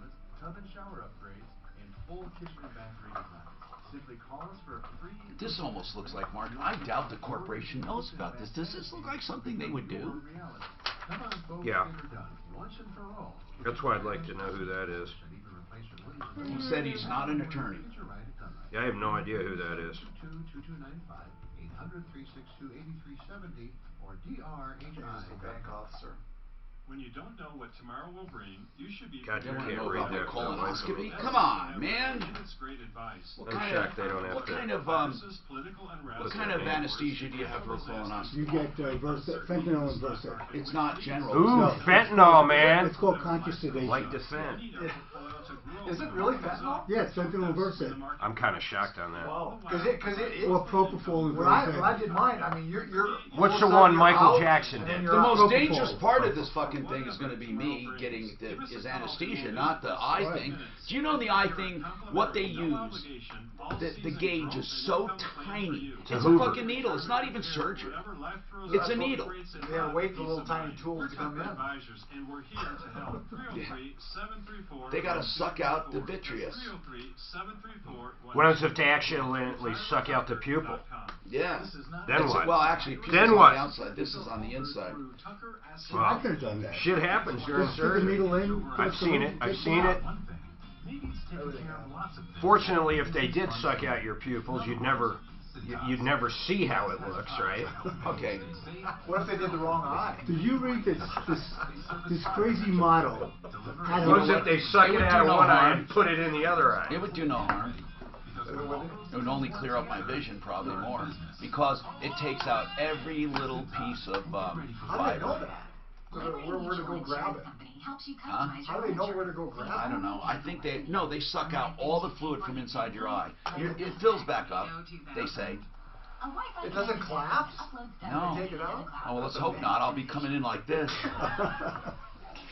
We won't make fun of them, would we? Wouldn't Tom look good with a patch? Yeah, you'd look like a pirate.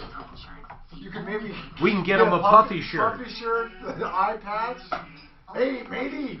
And there was some model I read on YouTube that had her eyes tattooed black, and now she's surprised that she's blind. My eye's getting worse and worse. I mean, who would have your eyes tattooed black? The same people that get little horns put in their head. Well, horns won't kill you. Quite possibly, you don't need to hire a financial advisor. What happens? I tell you what, you look at what people do to their bodies. I'd want to ask her for or split their tongue. Hey, did you guys ever stay at the Royal Hawaiian or no? No, the pink one. The big thing now is that the Please, if you're the one managing the money in your household, they keep stretching and stretching and stretching. What do they call those? You scared the hell out of me. I scared the shit out of Rocky Mountain Gauges. surgery. Oh, God. And your buddies own that? Thomas, Rocky Mountain surgery centers? Yeah, I think Stu owns a piece of that. Elastic? And so a lot of the orthopedic surgery is actually they do so many outpatient procedures. I've seen them without gauges and stuff. Oh, it looks like they're from Africa. You can hear a libertarian at his best. I have no idea why someone would want to do that. Do what? Those gauges? That doesn't even sound like it just sounds just like splitting your tongue. Why would you want? Because they're sick. Did you see the guy that became a human cat? I mean, he had surgical whiskers, actually surgically implanted underneath his skin. And then you wonder... Hi, Tom Martino here, 303-713-TALK, 303-713-8255. So, Billy, it's easy. You go to small claims court. Really, the Labor Department will show you how to do it. You go on their website, and they'll give you a step-by-step. And it's no small thing. First, you give them notice that you're entitled to pay and you want to be paid. Give them a reasonable amount of time, like 5 days. After that, sue them for triple the amount. But listen, tell the people there that they're treating you like an independent contractor, and he does it to everyone, and you're not an independent contractor. He just made you do it. Okay? Thank you. I think we gave him enough information. 303-713-TALK, 713-8255. With us in the house is SaferNet. And SaferNet is really a very simple concept. It's a filter. I like the part where your data is encrypted. So let's talk about that. If I go to my bank site, theoretically, without SaferNet, can my account numbers and passwords and things be intercepted? I know keyloggers can do that, but what about we always hear about, even in emails, I have one place that says we're going to send you the password in a separate email, and we're going to send you your account number in a separate email. Then we're going to send you the routing number in a separate email. I mean, can you actually grab stuff to and from the internet? So the answer is yes, and most banks they have what's called HTTPS, so it's an encrypted connection between your computer and their website. Automatically. But what happens is that people, I think it's 85% of people have no idea they have a virus on their computer. So there are such things as keyloggers, which essentially are on your computer and they can see what you're typing. So when you're in your bank, even though your bank has an encrypted website and that connection they can see what you're typing. They can see what you're typing, and then they know what your email is. So essentially, they have your password now. They know your email. They're going to hack you. Exactly. Where do keyloggers come from? They're like any other virus, except they're specifically designed to monitor and record your keystrokes and then send it to its host. So we had talked about how SaferNet is different, where we block the virus from connecting to its host. Keyloggers are just programs that have come down on your computer either through a website or even through a file, and they essentially are sending out that data to its host. And SaferNet is able to identify that and stop it so that your passwords are no longer open. Okay, and the keylogger, the tips we have for people, whether they have SaferNet or not, I want to go over them. First of all, don't open attachments from people you don't know, right? Absolutely. Or even people you do know, their emails sometimes get hacked, and then you get an attachment. I would say any suspect emails or attachments, even from people you know. For example, if your friend didn't tell you they were sending you something, a file to review, and all of a sudden they say, hey, let me know what you think of this, you should call them or email them and figure out, did you send me this attachment? Well, and a lot of times you got different organizations like FedEx or Amazon that send something saying, hey, click on this and see where your package is. If you know that you did not order something, you're not receiving a special gift. Just don't click on it. There's oftentimes you'll find my wife was trying to order some movie tickets, and she got on there and it started blocking us because it was a duplicate website that somebody set up just trying to gather information. Without SaferNet, we would have given them our credit card. See, that's really good. Now, we have another hour to go on the Troubleshooter Show, 303-713-TALK, 713-8255. You can get your calls right in. We have SaferNet and more coming up. When you think about home loans, think ID. So Tom, the new spamming that's not just FedEx and coming in through email, but now they're doing it through social media, and people have actually called in and SaferNet, they get like a link saying, hey, check out this video on Facebook. Hey, this is Ken. I spoke to a virus site. I got your message about not getting a response to the email you sent. And it actually happened. And I just sent her another email. If someone hacks your Facebook, so I will call you back tomorrow and let you know if she gets in touch with me. Okay? Oh man. Are those videos on like YouTube? All right. No it problem. Can be on YouTube, but most so of the time really, YouTube doesn't have a filter that can go in there. Well, a lot of times it's not even YouTube. They just send you to a I'm site. still working on this track thing. Remember we had somebody. But they can just go to the site and they can. I want to give an update on that public service. SaferNet.com because they should be on the sleeve. You can actually have it spelled out, but in the back end, it's for sure. So when you get a minute, I'll update you on that. What you see in front of you is not always what you're going through. Did you do it, Doc? The SaferNet? I haven't yet. What's it? If I were to tell you WhiteHouse.com, It's a porn site. It's a porn site. Yeah, no, I've heard that. One of the people that I spoke to on Friday who got ripped off went to a site called Oogle. There's actually a site, somebody registered that, OOGLE, and if you forget to press the G, you get sent to Oogle, and he got ripped off by, I forget how much money, by going to Oogle instead of Google. There was a website, ESON.com, and they know that ESPN.com is one of the largest websites that goes to all over the world, right? So what do? So it was a virus. They went to ESON.com and boom, it downloads a Automatically, when you surf to a site, it can automatically infect you. Absolutely. That's how you actually get. Think about cookies. Cookies is actually just an acceptable virus. That's all a cookie is. You can stumble on a website just in searching and end up getting the virus. That's why SaferNet we use crawling tools, be able to crawl every single website in the world. That's where Webroot we use their crawling tools. So they crawl every single website to make sure not only are they saying what it is that they do, but that we're verifying that they actually are what they say they are. So we know every website that's out there. Now the new ones we have to crawl, but oftentimes a brand new website we're going to block it until it's been crawled, so we know what it is. Well, we block every website because every site that tries to do harm is typically only up for 48 to 72 hours. And the reason being is that they do their damage, people actually find out who they are, and they shut everything down and they move to another one. So we actually don't allow any website that's been up for less than 42 hours. I know when I talk to people who've been scammed on the phone and they have a callback number, the number's gone. Exactly. It's exactly in 10 minutes, let alone 72 hours. So people that actually have set up a website, they're not going to be on SaferNet for at least 48 hours. But 99% of those people are going to be happy with the fact that 99% of the websites we kept from being on our network were because they were just malicious and they were only on for a short time.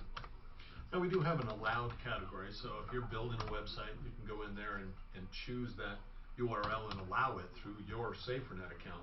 But nobody else is going to be able to see it for 72 hours. Was it 72? 72? It's 48 hours. 48. But no. But the other thing is that if a website doesn't allow us to see what's behind it, a masturbator in like 2 minutes. Okay. He's been warming up for it all morning. Sure have. The what? His masturbator commercial. He has to get his, like before you go on stage, fill your lungs, gargle a little bit. Yeah. So do your vocal exercises. Exactly. It's funny, I've always said this, I have the face for radio. I don't have the voice.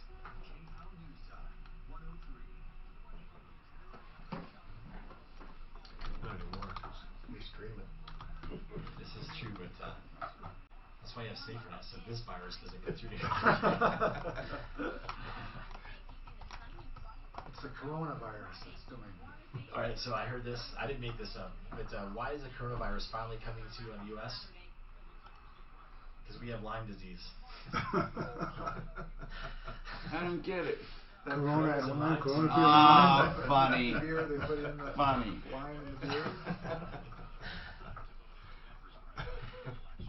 Tell you what, the world's gonna be pissed off at China. Why? Because they started that. And there's nothing they can do about it. Yeah, they could have. What? They could have. No, there's nothing you can do to China. Oh, right. You're right.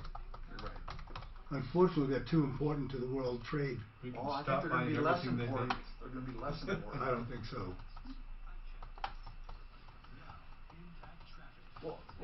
Well, how are you going to replace them?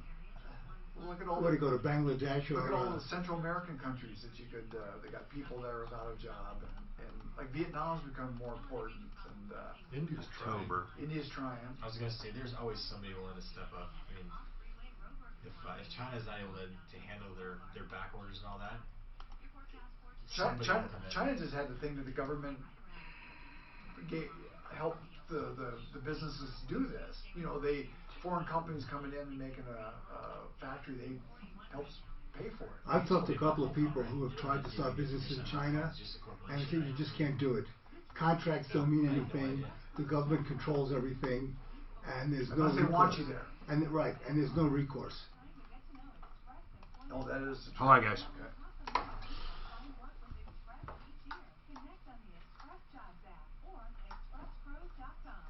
Master Rooter Plumbing. These are the guys I can't stop talking about. 24/7 emergency service.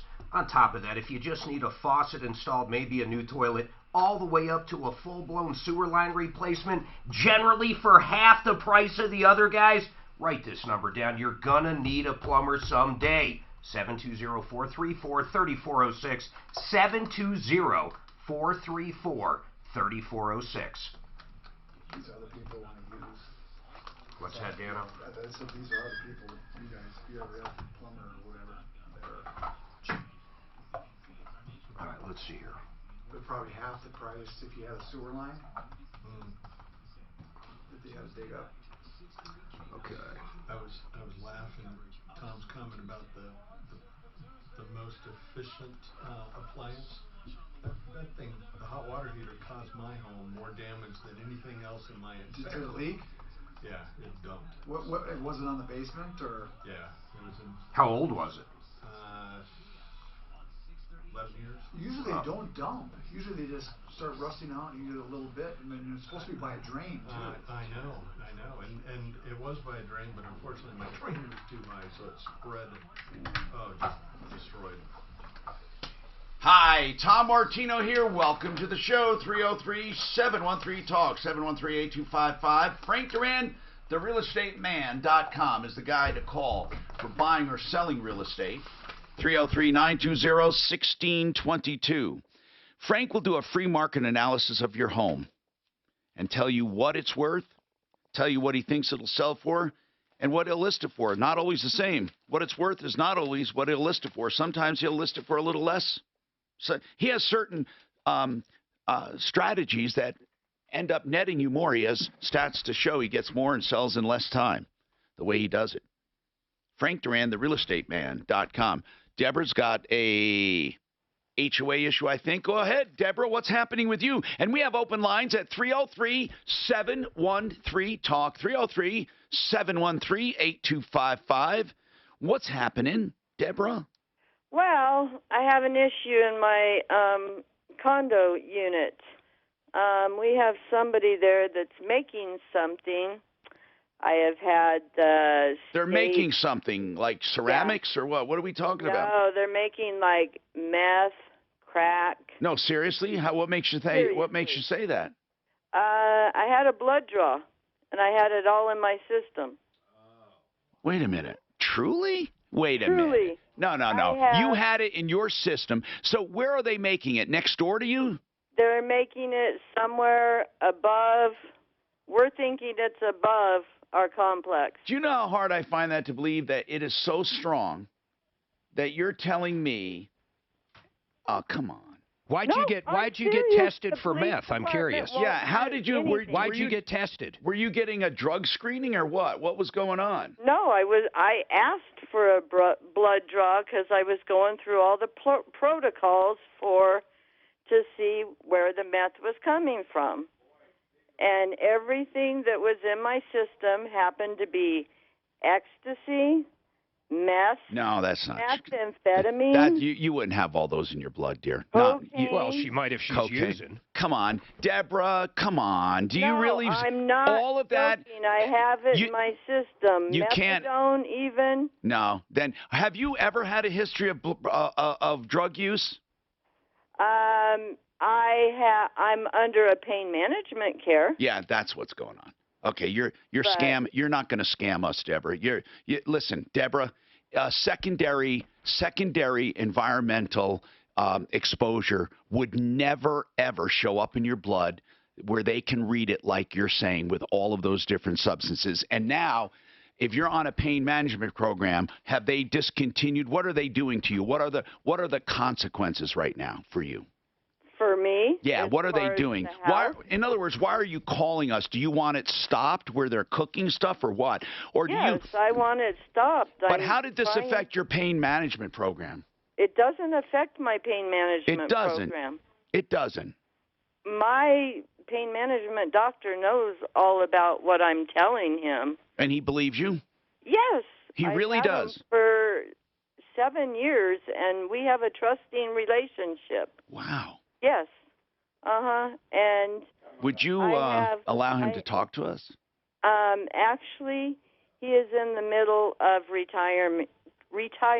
He retired last month, and he's dedicating all his pain management people to other doctors. Do you have a new doctor yet? I have a doctor, but I don't go see him until next Monday. What pain meds are you on? I'm on oxycodone. Mm-hmm. How much? And what is it?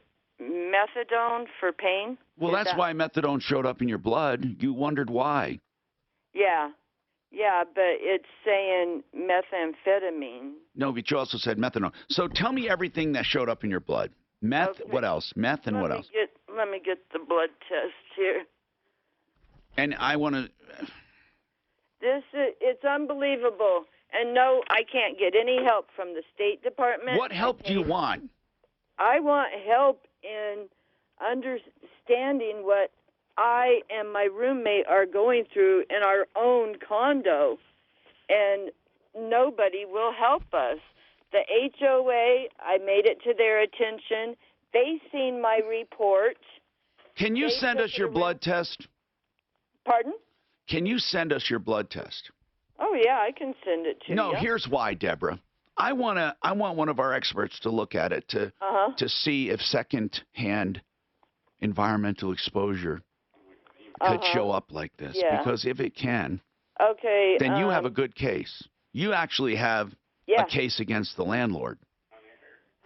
Pardon?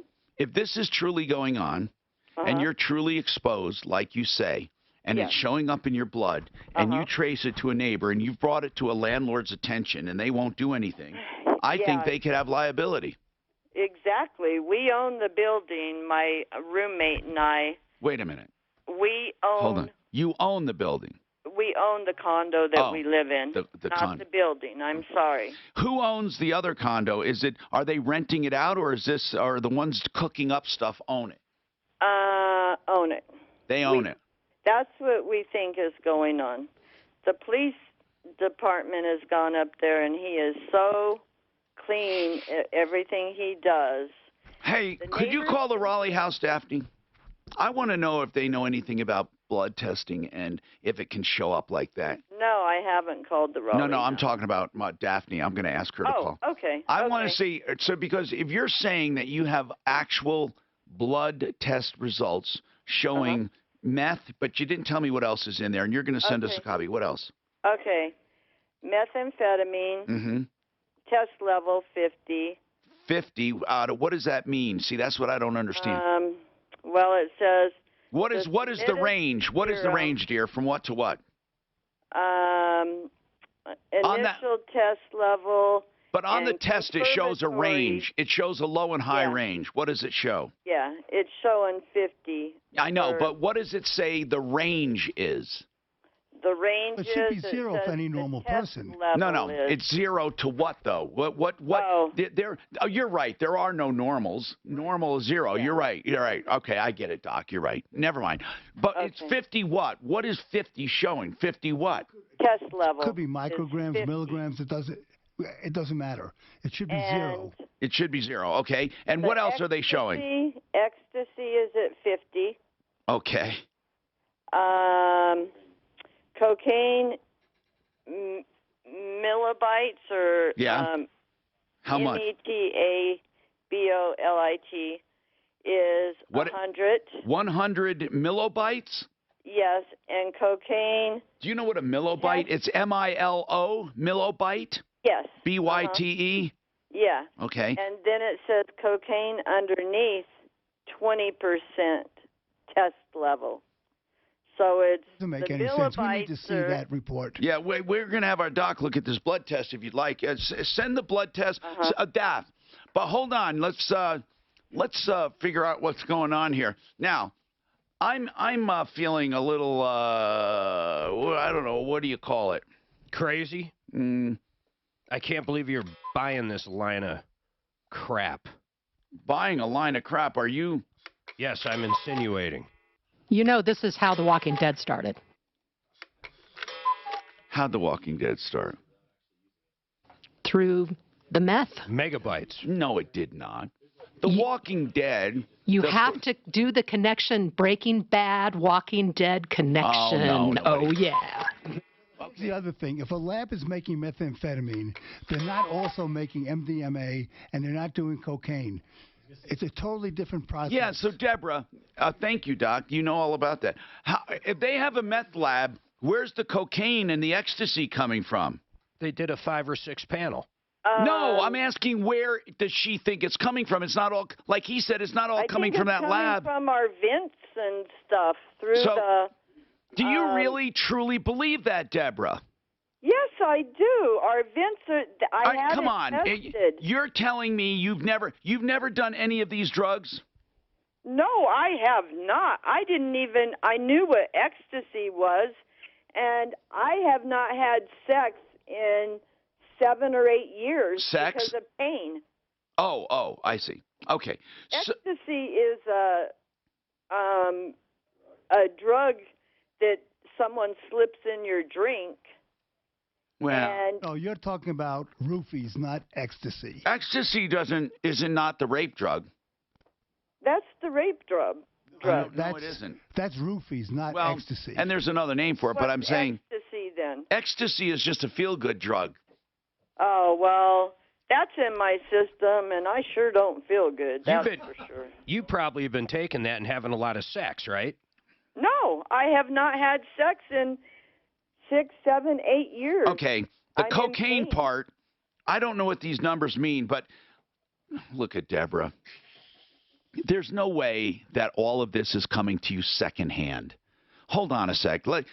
People, do you buy it that the vents in her apartment are making her blood filled with this stuff? I thought she was calling because she was getting in trouble for it, and then she needed to she needed to blame something or somebody, but from what I'm hearing, it's not affecting her at all. She's just pissed off. Why? But listen, if she's lying, why would she? Why would she call us and lie about this? I'm not saying it's real, but what would cause someone to lie about it if it's not? It's not like she's saying they took me off my pain meds because they claim I'm doing meth and ecstasy and cocaine, and I'm really not.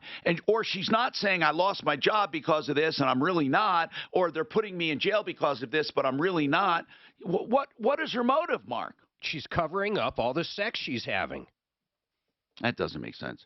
What motive does she have, seriously? Do you think? No, did that ever occur to you? Or is she just plain nuts? She's a loony. You think she's just plain loony? Yes. There is no motive for the call. So that's why I tend not to believe her, but to believe she's not. Let's send Deputy Doc out and see what's really happening. Let's do it. Doc, would you head out? What, to inspect the apartment? Yeah. No, the police were already there.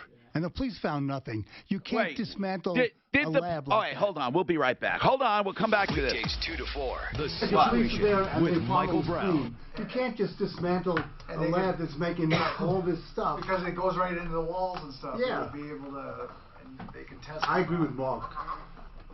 Is your email Daphne? Oh, never mind. You just don't want to go out there, Doc. Hey, she's probably single. Thanks, Mark. Then I won't have sex for another 8 years if I meet her. What's Daphne's troubleshooter? Daphne. Is it just Daphne at troubleshooter.com? Uh-huh. How do people spell it then? Yeah, Nobody's going to be able to spell it. That's exactly It starts right. coming up when you type it. No, but I'm talking about for the public. Wow. That's why she doesn't get emails. I just realized nobody will know. And then her last name. Nobody will know that either.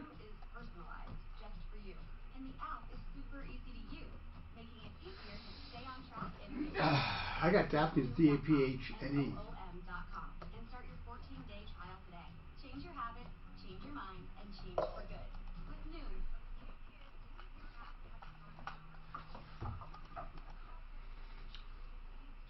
My God in heaven, they make me... Now I got to read 16,000 documents on how they're going to kill me, and I can't do anything about it.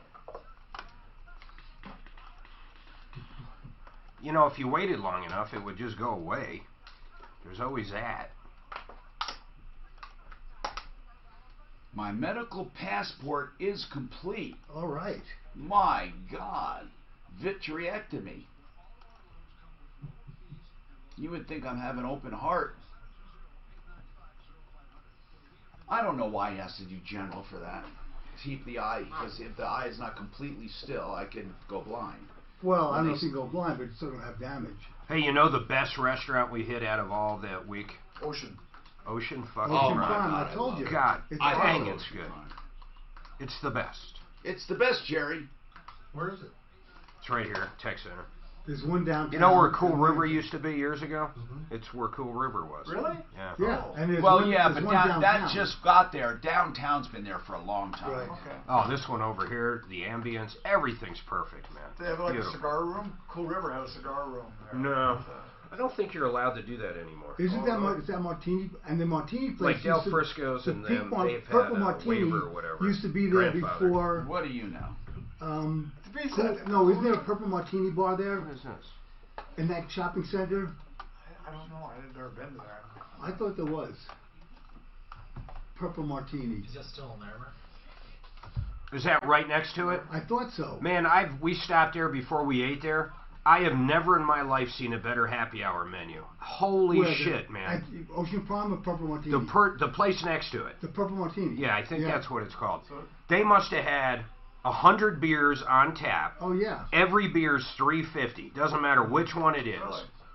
During happy hour. And then we didn't order any of the food, but they had a ton of different food things, just dirt cheap. You know, usually it's Coors Light. Hell? They had everything $3.50. Who owned that? Somebody called up and God, what was it? Okay, guys. Oh, this is a curious question. You simply can't get a better insulation product than this retro foam, Rocky Mountain retro foam. Really, that's the trade name they give it because it's a retro insulation. You do it after the house is built. You know, because most older homes don't have good insulation, or if it was built in the 80s and 90s, you might have substandard insulation. Now you can make your home so energy efficient, it'll be 50% more energy efficient in some cases, and 80% more quiet. When you see the video, you'll see why. The video is here, foamyourwalls.com. It's one of these things that shows this product going in and covering every nook and cranny inside the wall cavity. They can do it from outside the home in one day without disturbing the living space because it's a space-age foam that injects easily into the wall and then expands all around, and it compresses the old insulation out of the way. It doesn't leak, it doesn't off-gas, it's wonderful stuff. Doesn't settle, doesn't compress, doesn't sag. Mold resistant as well. 720-676-6333. Foamyourwalls.com. Bob Evans. Jeez, are they around here? Bob Evans.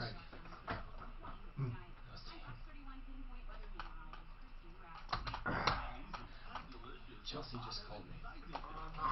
By the way, We're still on the Tom show. Call me back. Mark, do you know that Scott that made that appointment for me? Scott that made the appointment for you? No. Give me a little more. Suzanne said he was suspect. Hi, Tom Martino here, 303-713-TALK. Steve, are you a nurse? I am. You're truly an RN? I'm truly an RN. I've worked in a chronic pain clinic for the last 12 years. Okay, now if you worked in a chronic pain clinic, you have heard more BS than anyone in the world. Man, I've heard every story in the book. Every story. My dog ate my homework because, and honest to God, I had that. When I was in school, Elizabeth Boyle used that excuse. I swear to God, she was shaking and frail, and the teacher came, the sister, the nun, and she goes, "Sister, my dog ate my homework." That's not a joke. People used to say that. I was there. I was there in class when she said it. It pissed me off because I was going to use it. So anyway, Steve, what is this possible that secondhand environmental exposure can lead to levels of meth, ecstasy, and cocaine and methadone? Well, that I've never heard of. So there's a couple of things. So there are a few drugs that once you take them, they can the metabolites can change in your system. I believe that Vicodin can actually change to hydromorphone. But what does that mean? Very, very rare. So Vicodin is one type of medication, and hydromorphone is dilaudid. So once it's in your system, it looks like something else. Right. So it can show a positive on hydromorphone when you're actually taking Vicodin. Yeah, I get you. So, but there's one other very, very, very slight possibility, and I've only seen it not even a handful of times. What is it? Is they could have gotten the samples mixed up with somebody else.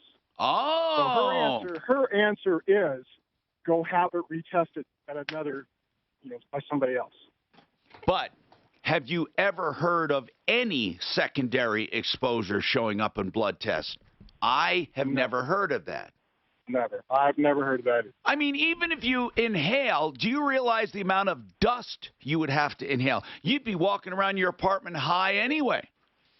I mean, really, to ingest cocaine where it shows up in a blood test and you ingest it without knowing it in the air, how much loose dust? I mean, you'd walk in and see it would almost look dusty. I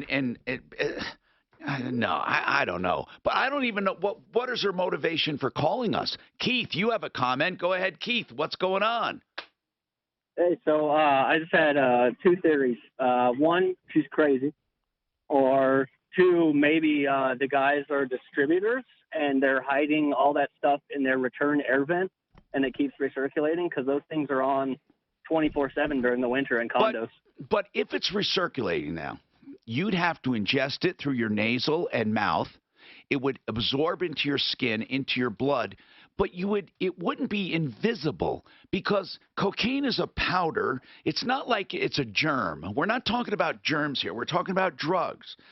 And so it's not like it can get into the air and contaminate the air without seeing it. See, germs can contaminate. Yeah. Germs contaminate they're invisible. That's why you don't look at the coronavirus and say, "Oh, watch out. Here it comes." And then you duck. Yeah, I'm not drinking Corona beer though. Yeah, I know. Yeah, I wonder if anywhere 16%. It really affects 16% of people think Corona beer has something to do with the virus. That's how stupid people are. 16% of the population. Ridiculous. What remember there used to be a candy for dieters called AIDS? Lose weight with AIDS. They used to say that. My God. And Tom, yeah. I did speak with Eric Lapp at the Raleigh house. He couldn't come on. He was going into a meeting, but he said the same thing. He said, the first thing I do is have her take another test. Because it could have been mixed up. Absolutely. Because she does truly sound puzzled. Yeah. Mark, see, Deborah, when people call here, we always ask what is their motivation. I'm serious now. I want to talk to you like an intelligent woman that you sound. Thank you very much. And that is this. Had you called me and said, Tom, they took me off my pain program and it's unfair because these drugs showed up in my blood and I want to get back on my pain management program and they won't let me, and I never did this meth and ecstasy and cocaine. It was in the air vents or it was in my apartment due to the next door neighbor. Then I would be suspect because I would think Deborah has a motive. Or if Deborah said, I lost my job and they claim that I did this, and this, and I didn't because it's in my air vents or in my apartment due to the next door neighbor. But you didn't call and ask for anything. You called truly puzzled as to why this stuff is in your blood. You're not asking for anything. You didn't suffer any consequences because of it. So I don't see what motivation you would have for calling and lying. So either you're not lying and something is truly going on, or you're simply insane. And you don't sound insane to me. No, I don't. I'm not lying and I'm not insane. But you do have a drug problem. I do want to tell you something. I do not have a drug problem. Well, a pain management problem. Listen. I have a pain management doctor. Monitors my pain. Yeah. Monitors what get it. he gives me. Yeah. I even take him back and show him what I have left. I do not abuse anything. Yeah. And all of this stems back. Let me go through the steps, okay? Well, you don't have to go through the steps. No. Let's hear this. All right, go ahead. Yeah, let me tell you the steps. We have a person that is making something. Okay? I know it positively. I had my air vents cleaned, and my roommate is also bedridden right now because his lungs are full of stuff from the neighbors. Yeah. Okay? So I had our vents tested, and they came out for positive meth. That's all I had it tested for. I could have had it tested afterwards for crank and everything else, and it would have been an additional $600, right? Okay. So And what do you crank, think's going on? You think you're simply being contaminated by your neighbor? Yes. And I've gone through every protocol. I've taken my blood test to the HOA, and it went around. And they will do nothing about this. I want to see the blood test. You know what? You don't sound, Deborah, you don't sound like a nut. But that doesn't always indicate that you're not a nut, because sometimes you sound like a nut. Sometimes you don't. Yeah, but Deborah, seriously, can you get us that test? I want to look into this. I want to do some air sampling there. I want to get one of our experts to go out there and air sample. Air sample it? Yeah. Have you asked for a retest here to see if maybe they mixed up your results? On the air test, on the test that they did in the vent? No, for your blood test, dear. For your blood test. No, I haven't. Well, why don't you ask for a retest? Because that it's possible your samples got mixed up. Retest. Yep. And the name and everything? I mean. Well, look, I know it's happened in the past. People get the results mixed up. So, Daphne, do me a favor. Tell her how she can get us the blood results and all of those, and then get an address and all of that, just in case we want to have Deputy Doc or someone drop by. Hey, yes. You want to bet something? What? That she's crazy. I'll take on crazy. You take she's sane. I didn't. We'll let Doc define sane. What's going to be? We'll let Doc define. Mark, she doesn't sound crazy. She sounds like the woman you sent me out to with the husband where the mailman was stealing their house. Oh, my God. You're never going to let me live that one down. This is Denver's Talk Station with Tom Martino now. Dan Campbell's was stealing there. It wasn't We should have known by the first part of that. The mailman wasn't. It was damn close, though. You should have asked if she's engaged. I was on my way to vacation. I said, Steph, we have the most amazing story that we're going to have when I get back. Mark is investigating it today. And Mark went out there and diligently sat there and listened. And I got Mark all fired up on it. And God, oh my God. But here's the thing. You normally don't have two people. Crazy, man. Both of them. You normally don't have two batshit with the same... Not living in the same residence. With the same delusions. It was fucking crazy. I think he talked to her. Oh my God! They had millions that was pilfered by locos. Millions were pilfered by the mailman or something. And the house had like more shit in it than I've ever seen. We were so upset. Hey, this guy on the internet says Doc can't even find the bar in a casino. Did I? What were you saying, Dan? What did you just say? On YouTube. Hey, he paid up though. He gave me the 100. Which one? Is it MH said Doc can't even find the bar in the casino. TheArtofGranite.com.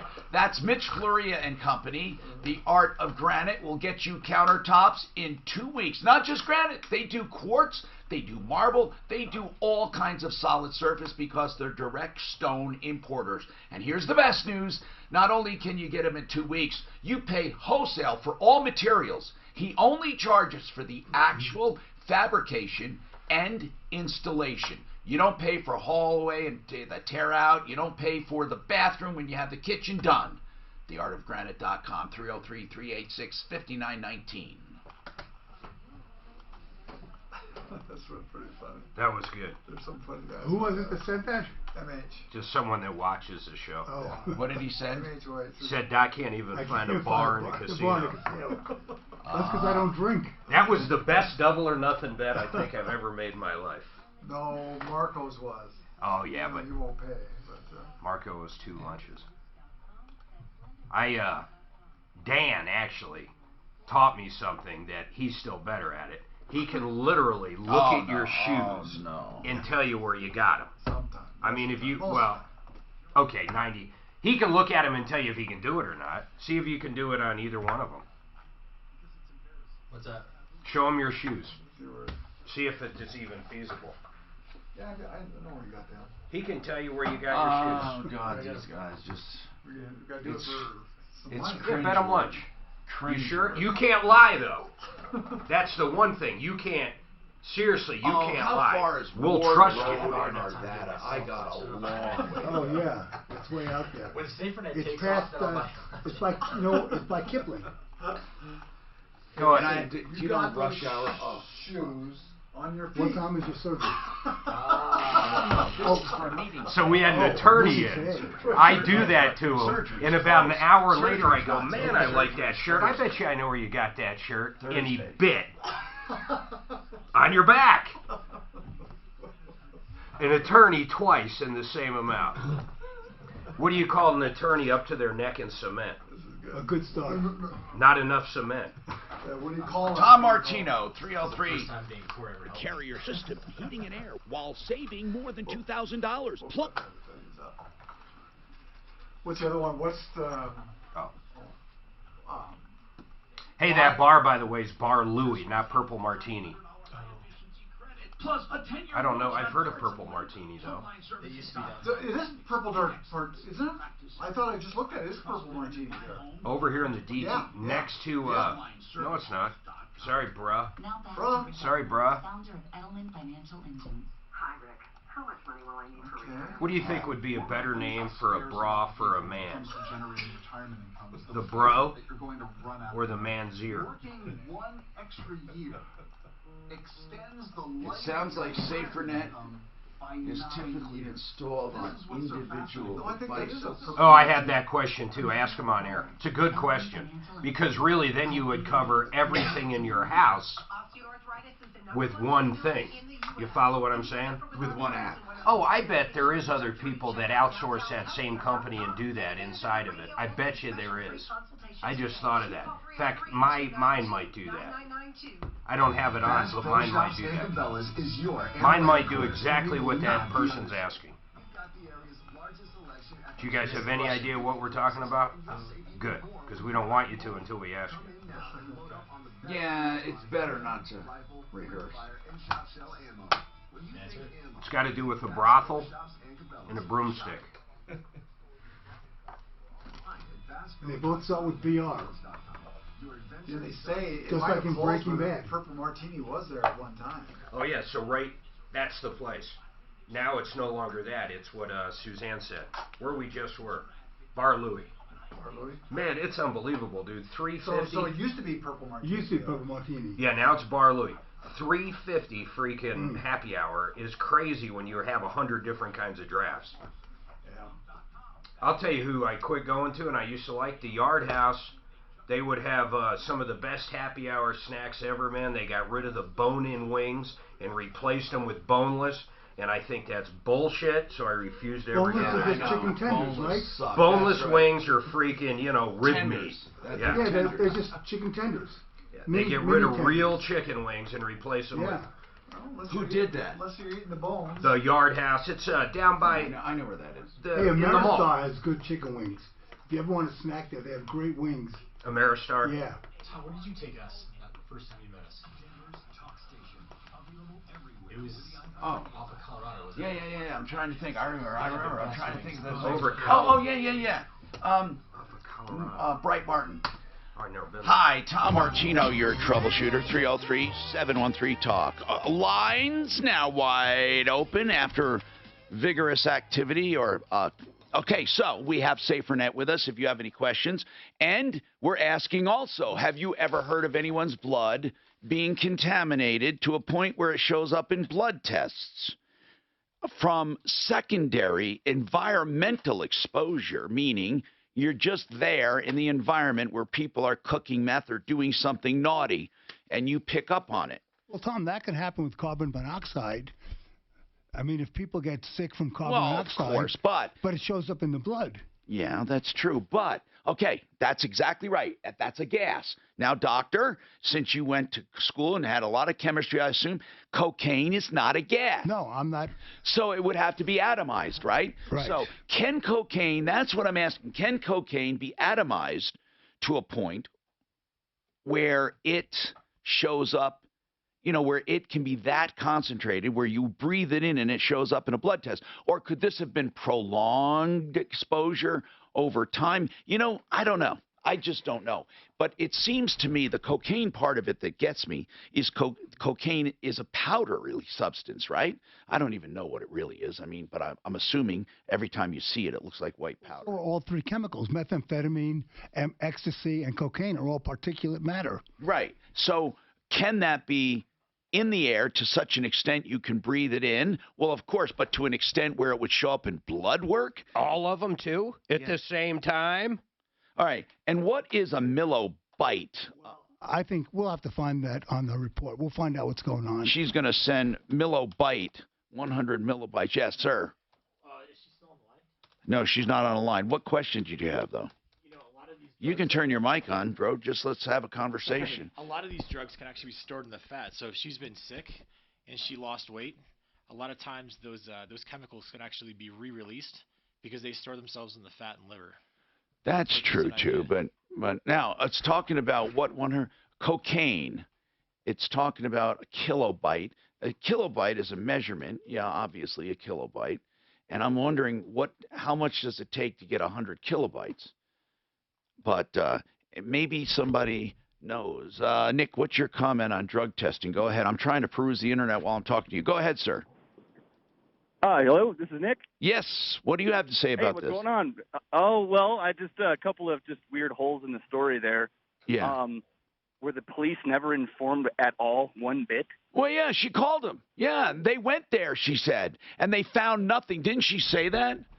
She just said to me that what they found was not high enough to turn it into the authorities. What does that mean? Did they check downstairs in the so-called lab in the neighbor's apartment? Now, they tested hers. Enviro test came out. Enviro test? Hold on. Did she say, I want to ask Enviro test. They might know about air contamination. I asked her to send me that paperwork also. Enviro test. Didn't we used to have a relationship with them? They sound familiar to me, Enviro test. Call them, Daff. No, that's the name of the people that do the car things, too, isn't it? No, I don't. I think it's similar, but I don't. Daff, can you call the place? She said, yes, sir, Nick, go ahead. Well, and, you know, a couple other things were just strange when she says is, you know, ecstasy is not a drug that is made in an apartment. That is more of a pharmaceutical kind of a drug, you know, crooked chemists make. It's not like meth where they can, you know, break down chemicals into make what needs to be done. Same with cocaine. Cocaine is not made. Now, crack is, but it's not made inside of an apartment. That is just something that's just not possible. And then usually people who make meth or cocaine just kind of stick to one thing. They're not making ecstasy, cocaine, crack. And she actually I know said what the you word mean. crank. Yeah. She said the word crank, which is kind of an old term. No, she definitely has been around the block. Yes, that's what I'm going to go ahead and say. And then right when I was waiting for the phone, the guy had mentioned that said that if she's losing weight, then those things might have been, you know, coming into play. You know, it's kind of strange. I think that's just kind of. So here's what I'm you with think. Mark on this one. You think the woman is so whacked out, she's actually done these drugs and might have even forgotten. I wouldn't. I mean, I would go ahead and give anybody the benefit of doubt on any kind of one of your problems on your show. Yeah. But that's just there's just a couple of red flags. You know, I mean, normally people who don't do drugs don't know what the word crank is, and then why is this one apartment or condo making every known bathtub Yeah, I know. drug, I get the it. ones that aren't bathtub drugs. Thanks, Nick, for your observations, man. They're all astute. Hey, an EnviroTest. Did she really use that? Yeah, you're right. That's Air Care Colorado. EnviroTest. Did she say she had EnviroTest out there? I'm I'm on the phone with her now. Okay. Just get the name of the testing agency. There have to be enough people that know what the hell is going on with testing. Anyway. Also, kilobytes and millibytes are computer stuff. A byte has to do with storage. It has nothing to do Well, she with, might be reading it yeah, wrong. I don't know. With weights of chemicals. You're right. I mean. Well, you saying there's no such thing as a millibyte? No, I'm saying that it has to do with computers, not with measurements of particulate matter. Millibyte. A millibyte. Yeah, whenever I've heard byte, it's usually with information, not with. And wait, there's a mellowbyte. That's a candy. No, I'm just kidding. A mellowbyte is something, but that's to do with data. We got more coming up. Now, impact traffic. Pretty quiet right now on your drive around the metro area. Just a few slow spots. 270 heavy in both directions headed through Commerce City, and westbound I-70 also sluggish between Colorado and York. Yes, and this one was tough. It was borderline. She's borderline. And then drug tests, the funny part is she must have walked into her doctor and said, hey, give me an 8-panel drug test. Who does that? Who pays for it themselves? $600. Yeah, each drug is generally 1 panel. Now, some might be, and how I know this is when our kids were teenagers, we drug tested the shit out of them. We would run a 12-panel on them, and it covered everything. Most employers use a 6-panel, don't they? Did it ever come back positive? I don't know. You can buy the number one selling single panels marijuana, of course. Yeah. Okay, guys. If you need a mechanic you can trust, you need Kevin. And actually, Kevin is the owner, okay? We talk about Kevin Calkin because he's such a big, kind of friendly, imposing character. You know this guy is no nonsense, and he knows how to run a garage. And I'll tell you what, he is friendly. People know him. People like him. Thousands of customers. Sheridan Auto Tech is the place to go. He just has this element of trust. He also has satisfied customers, long-term customers. That's how he built his entire auto repair facility. SheridanAutotech.com. Trust and knowledge and accuracy. SheridanAutotech.com. 303-455-7242.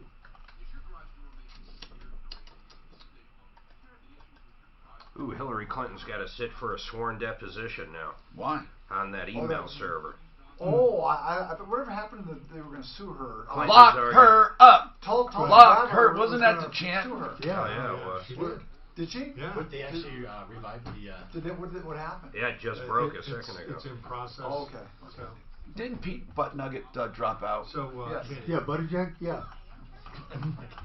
I thought he dropped out, I heard.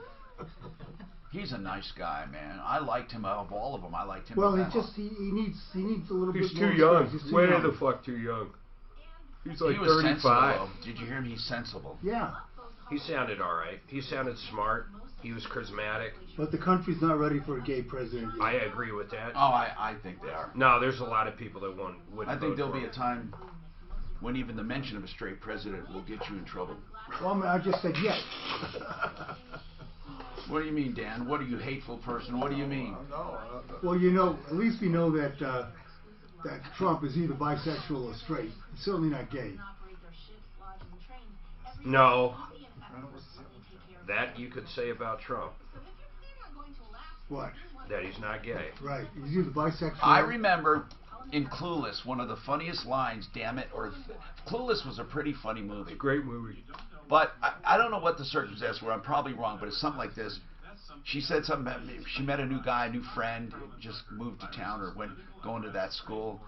And she says, tell me about it. And she gave his name or something. She goes, you mean a straight white male? How dare you? And she slapped her across the face. It's like it was the worst thing she could ever say. He was a straight white male. How dare you? You hateful bastard. We're a vanishing breed. Judge orders Clinton deposition to address emails. Yeah, it's crazy, huh? Yeah, what's she going to say? First time she's under deposition where Well, she can't lie. Well, what about in Congress where she said, what did she say? She lied in Congress too, didn't she? To Congress? Maybe she wasn't sworn in. Maybe that's a big thing. That's a big question, yeah. Yeah, I don't know if she was sworn in or not, but I think most of them are like, I can't answer that because she was still underneath her position, right? She was still Secretary of State. Who is that? Oh. That's what she said. What about did you wipe your computer? She says, You don't believe she really did, do you? You don't really believe she got destroyed emails, do you? You don't believe what? That Hillary really destroyed emails? I assume that's a rhetorical. Why do you think she did it? What's her motive? Okay, so why would she bust up her phone? You know, when they were national security. Why did she? So when they asked for subpoenaing her phones, she took out the SIM cards. We all do. Because she had photos on there she didn't want released. I mean, for the same reason Epstein killed himself. Yeah. That's true. You've seen that list of people that knew the Clintons. Oh my God. Yeah. It's fucking weird. Job in the world is to be a friend of the Clintons. It's crazy, man. People go, oh, you know, that's all bullshit. But man, then you look at that list, and then you'd like really Google them, and like all of them are truly dead, and all of them truly had a connection. Yeah, it's scary. Conspiracy theorists. Fuck. I was gonna say the most dangerous thing is to be their friend. EnviroSpec? That's different than EnviroTest. How many times was old do Billy the over at Epstein's Island, right? 26. No, fly it on the plane. Fly it on his plane. And start your 14-day trial today. EnviroSpec. Look it up, guys. And then he had that prince over there, Epstein. That guy got let off. No one's giving him any shit. Oh yeah, I think he got slapped by the Queen. I think the Queen put it over his her knee and spanked. Somebody got spanked? Spanked. He got spanked. Who got spanked? Prince Andrew? Prince Andrew? Oh my God! You notice how he disappeared from a guy. And then the other one, they left. This says EnviroSpec is it's a cleaning service. It's not a testing service. Listen, EnviroTest came out and tested the crack. Come on, Tom. Yeah, according to this, they're just a cleaning service. All right. How do we sum up today's show? Okay. Now, Rob, you have a comment. Go ahead, Rob. Yeah, I just wanted to say maybe she's been abusing her pain prescriptions and looking for more on the street, and whoever she's been buying from is slipping her some pills with other drugs mixed in instead. But why would she do that if she has scripts already? Why would she trade scripts for other stuff? You mean for better stuff? No, she's running out of her scripts too quickly because she's abusing it and can't get more from her doctor, so she's looking for more on the street, and people are just selling her whatever adulterated pills they have. Let's say that's true. Why would she call and confess to us? And why would she go get a drug test, a 6-panel Yeah, drug that's test? what I'm... See, Rob, we can't figure out why she's calling us unless she is genuinely concerned. Yeah. Or crazy. I mean, unless she's convinced that whatever she's buying is real, pure oxycodone, whatever, and didn't even consider the possibility that unscrupulous dealers are selling her something. I just hadn't heard anybody bring it up yet, and it was the only thing that popped into my mind. Yeah, we're just too confused. They don't cut drugs with other drugs. They cut it with mannitose or something like that to decrease the potency. They don't put other drugs inside illegal drugs. Well, if you got a really good dealer, maybe they do. Daphne, what did EnviroSpec say? They don't test air, do they? They do. Well, they came in and did a test. I'm not sure exactly what the test was. Because we're looking up EnviroSpec, and we're told they're house cleaners. Well, they did a test specifically for meth. They did. Okay, they did. And what they find in her place? It did test for meth, but they were low levels, nothing above the regulatory limits. There are limits for okay. So the other piece was Deborah said that when they left, they felt loopy. So I asked Mike, did you feel strange when you left? And he said, yes, we both did. Really? He said, but that also could have been, our psyche just talking us into it. He sounded like a normal guy. He did. He didn't want to come on the radio, but he gave me that. He said that the test showed low levels. Of meth. Low levels. I'm sure those levels come up because of when you have to clean out a house that has been an actual lab. There's got to be some kind of levels you got to get below before you can sell it. Well, and when a house is contaminated for methamphetamines, they like condemn it. How about the cocaine test and the other 15 tests she said she had done? Yeah, but here's the deal. Did anything else show up in the air? No, I believe that was the only thing they tested for. And we had a couple of callers saying that you were looking for the word metabolites. Well, I didn't. Okay. I mean, I was only going by what she said, but metabolite could be. Could be. That's the word that it should have been. Deborah, is the word on your test, is Rob new or is he one we took already? Did we already take him? Okay. We've taken him. So, Deborah, metabolite, is that what it says on your test? Yes, it says 100% metabolites. Oh, metabolite. And wait a minute. Or wait, hold on. I'm in the car and. Well, I don't want you to crash. No, my roommate's driving. I'm not, but I have the test. The roommate that's here. sick inside that can't move in bed? No. Yes. Oh, well, he is moving just to get me over there because Coit is waiting for me. So Oh, you're cleaning your place. We're trying to get the vents cleaned to be able to move in there. I've been going home and taking showers, and that's it. Okay. Methamphetamine, 50%, it says. But what? What is that And measurement the you told us? cocaine, What measurement was that? The 100? The 100 was for... yeah, but what is the measurement unit? What's the unit of measurement? I'm telling you right now for the cocaine. We were talking about the cocaine. Please, go, right? go. Yeah. What is it? Yeah, cocaine metabolites. I never heard of a metabolite.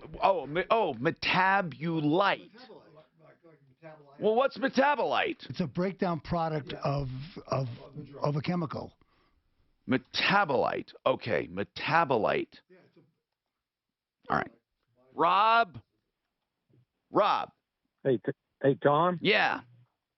Hey, just a little tip. I'm retired now, but I used to do evictions for the sheriff's office. Yeah. We were always concerned when doing an eviction what we're encountering. You can go out to the store and buy a can of spray starch, and the white starch you put on, your clothes, just regular stuff, white. Yeah. If you go into a house that's got any substantive amount of meth cooking or activity, just spray it on the wall somewhere with most likelihood. And if it's clean, it'll stay white. If it's got meth exposure, it'll turn pink.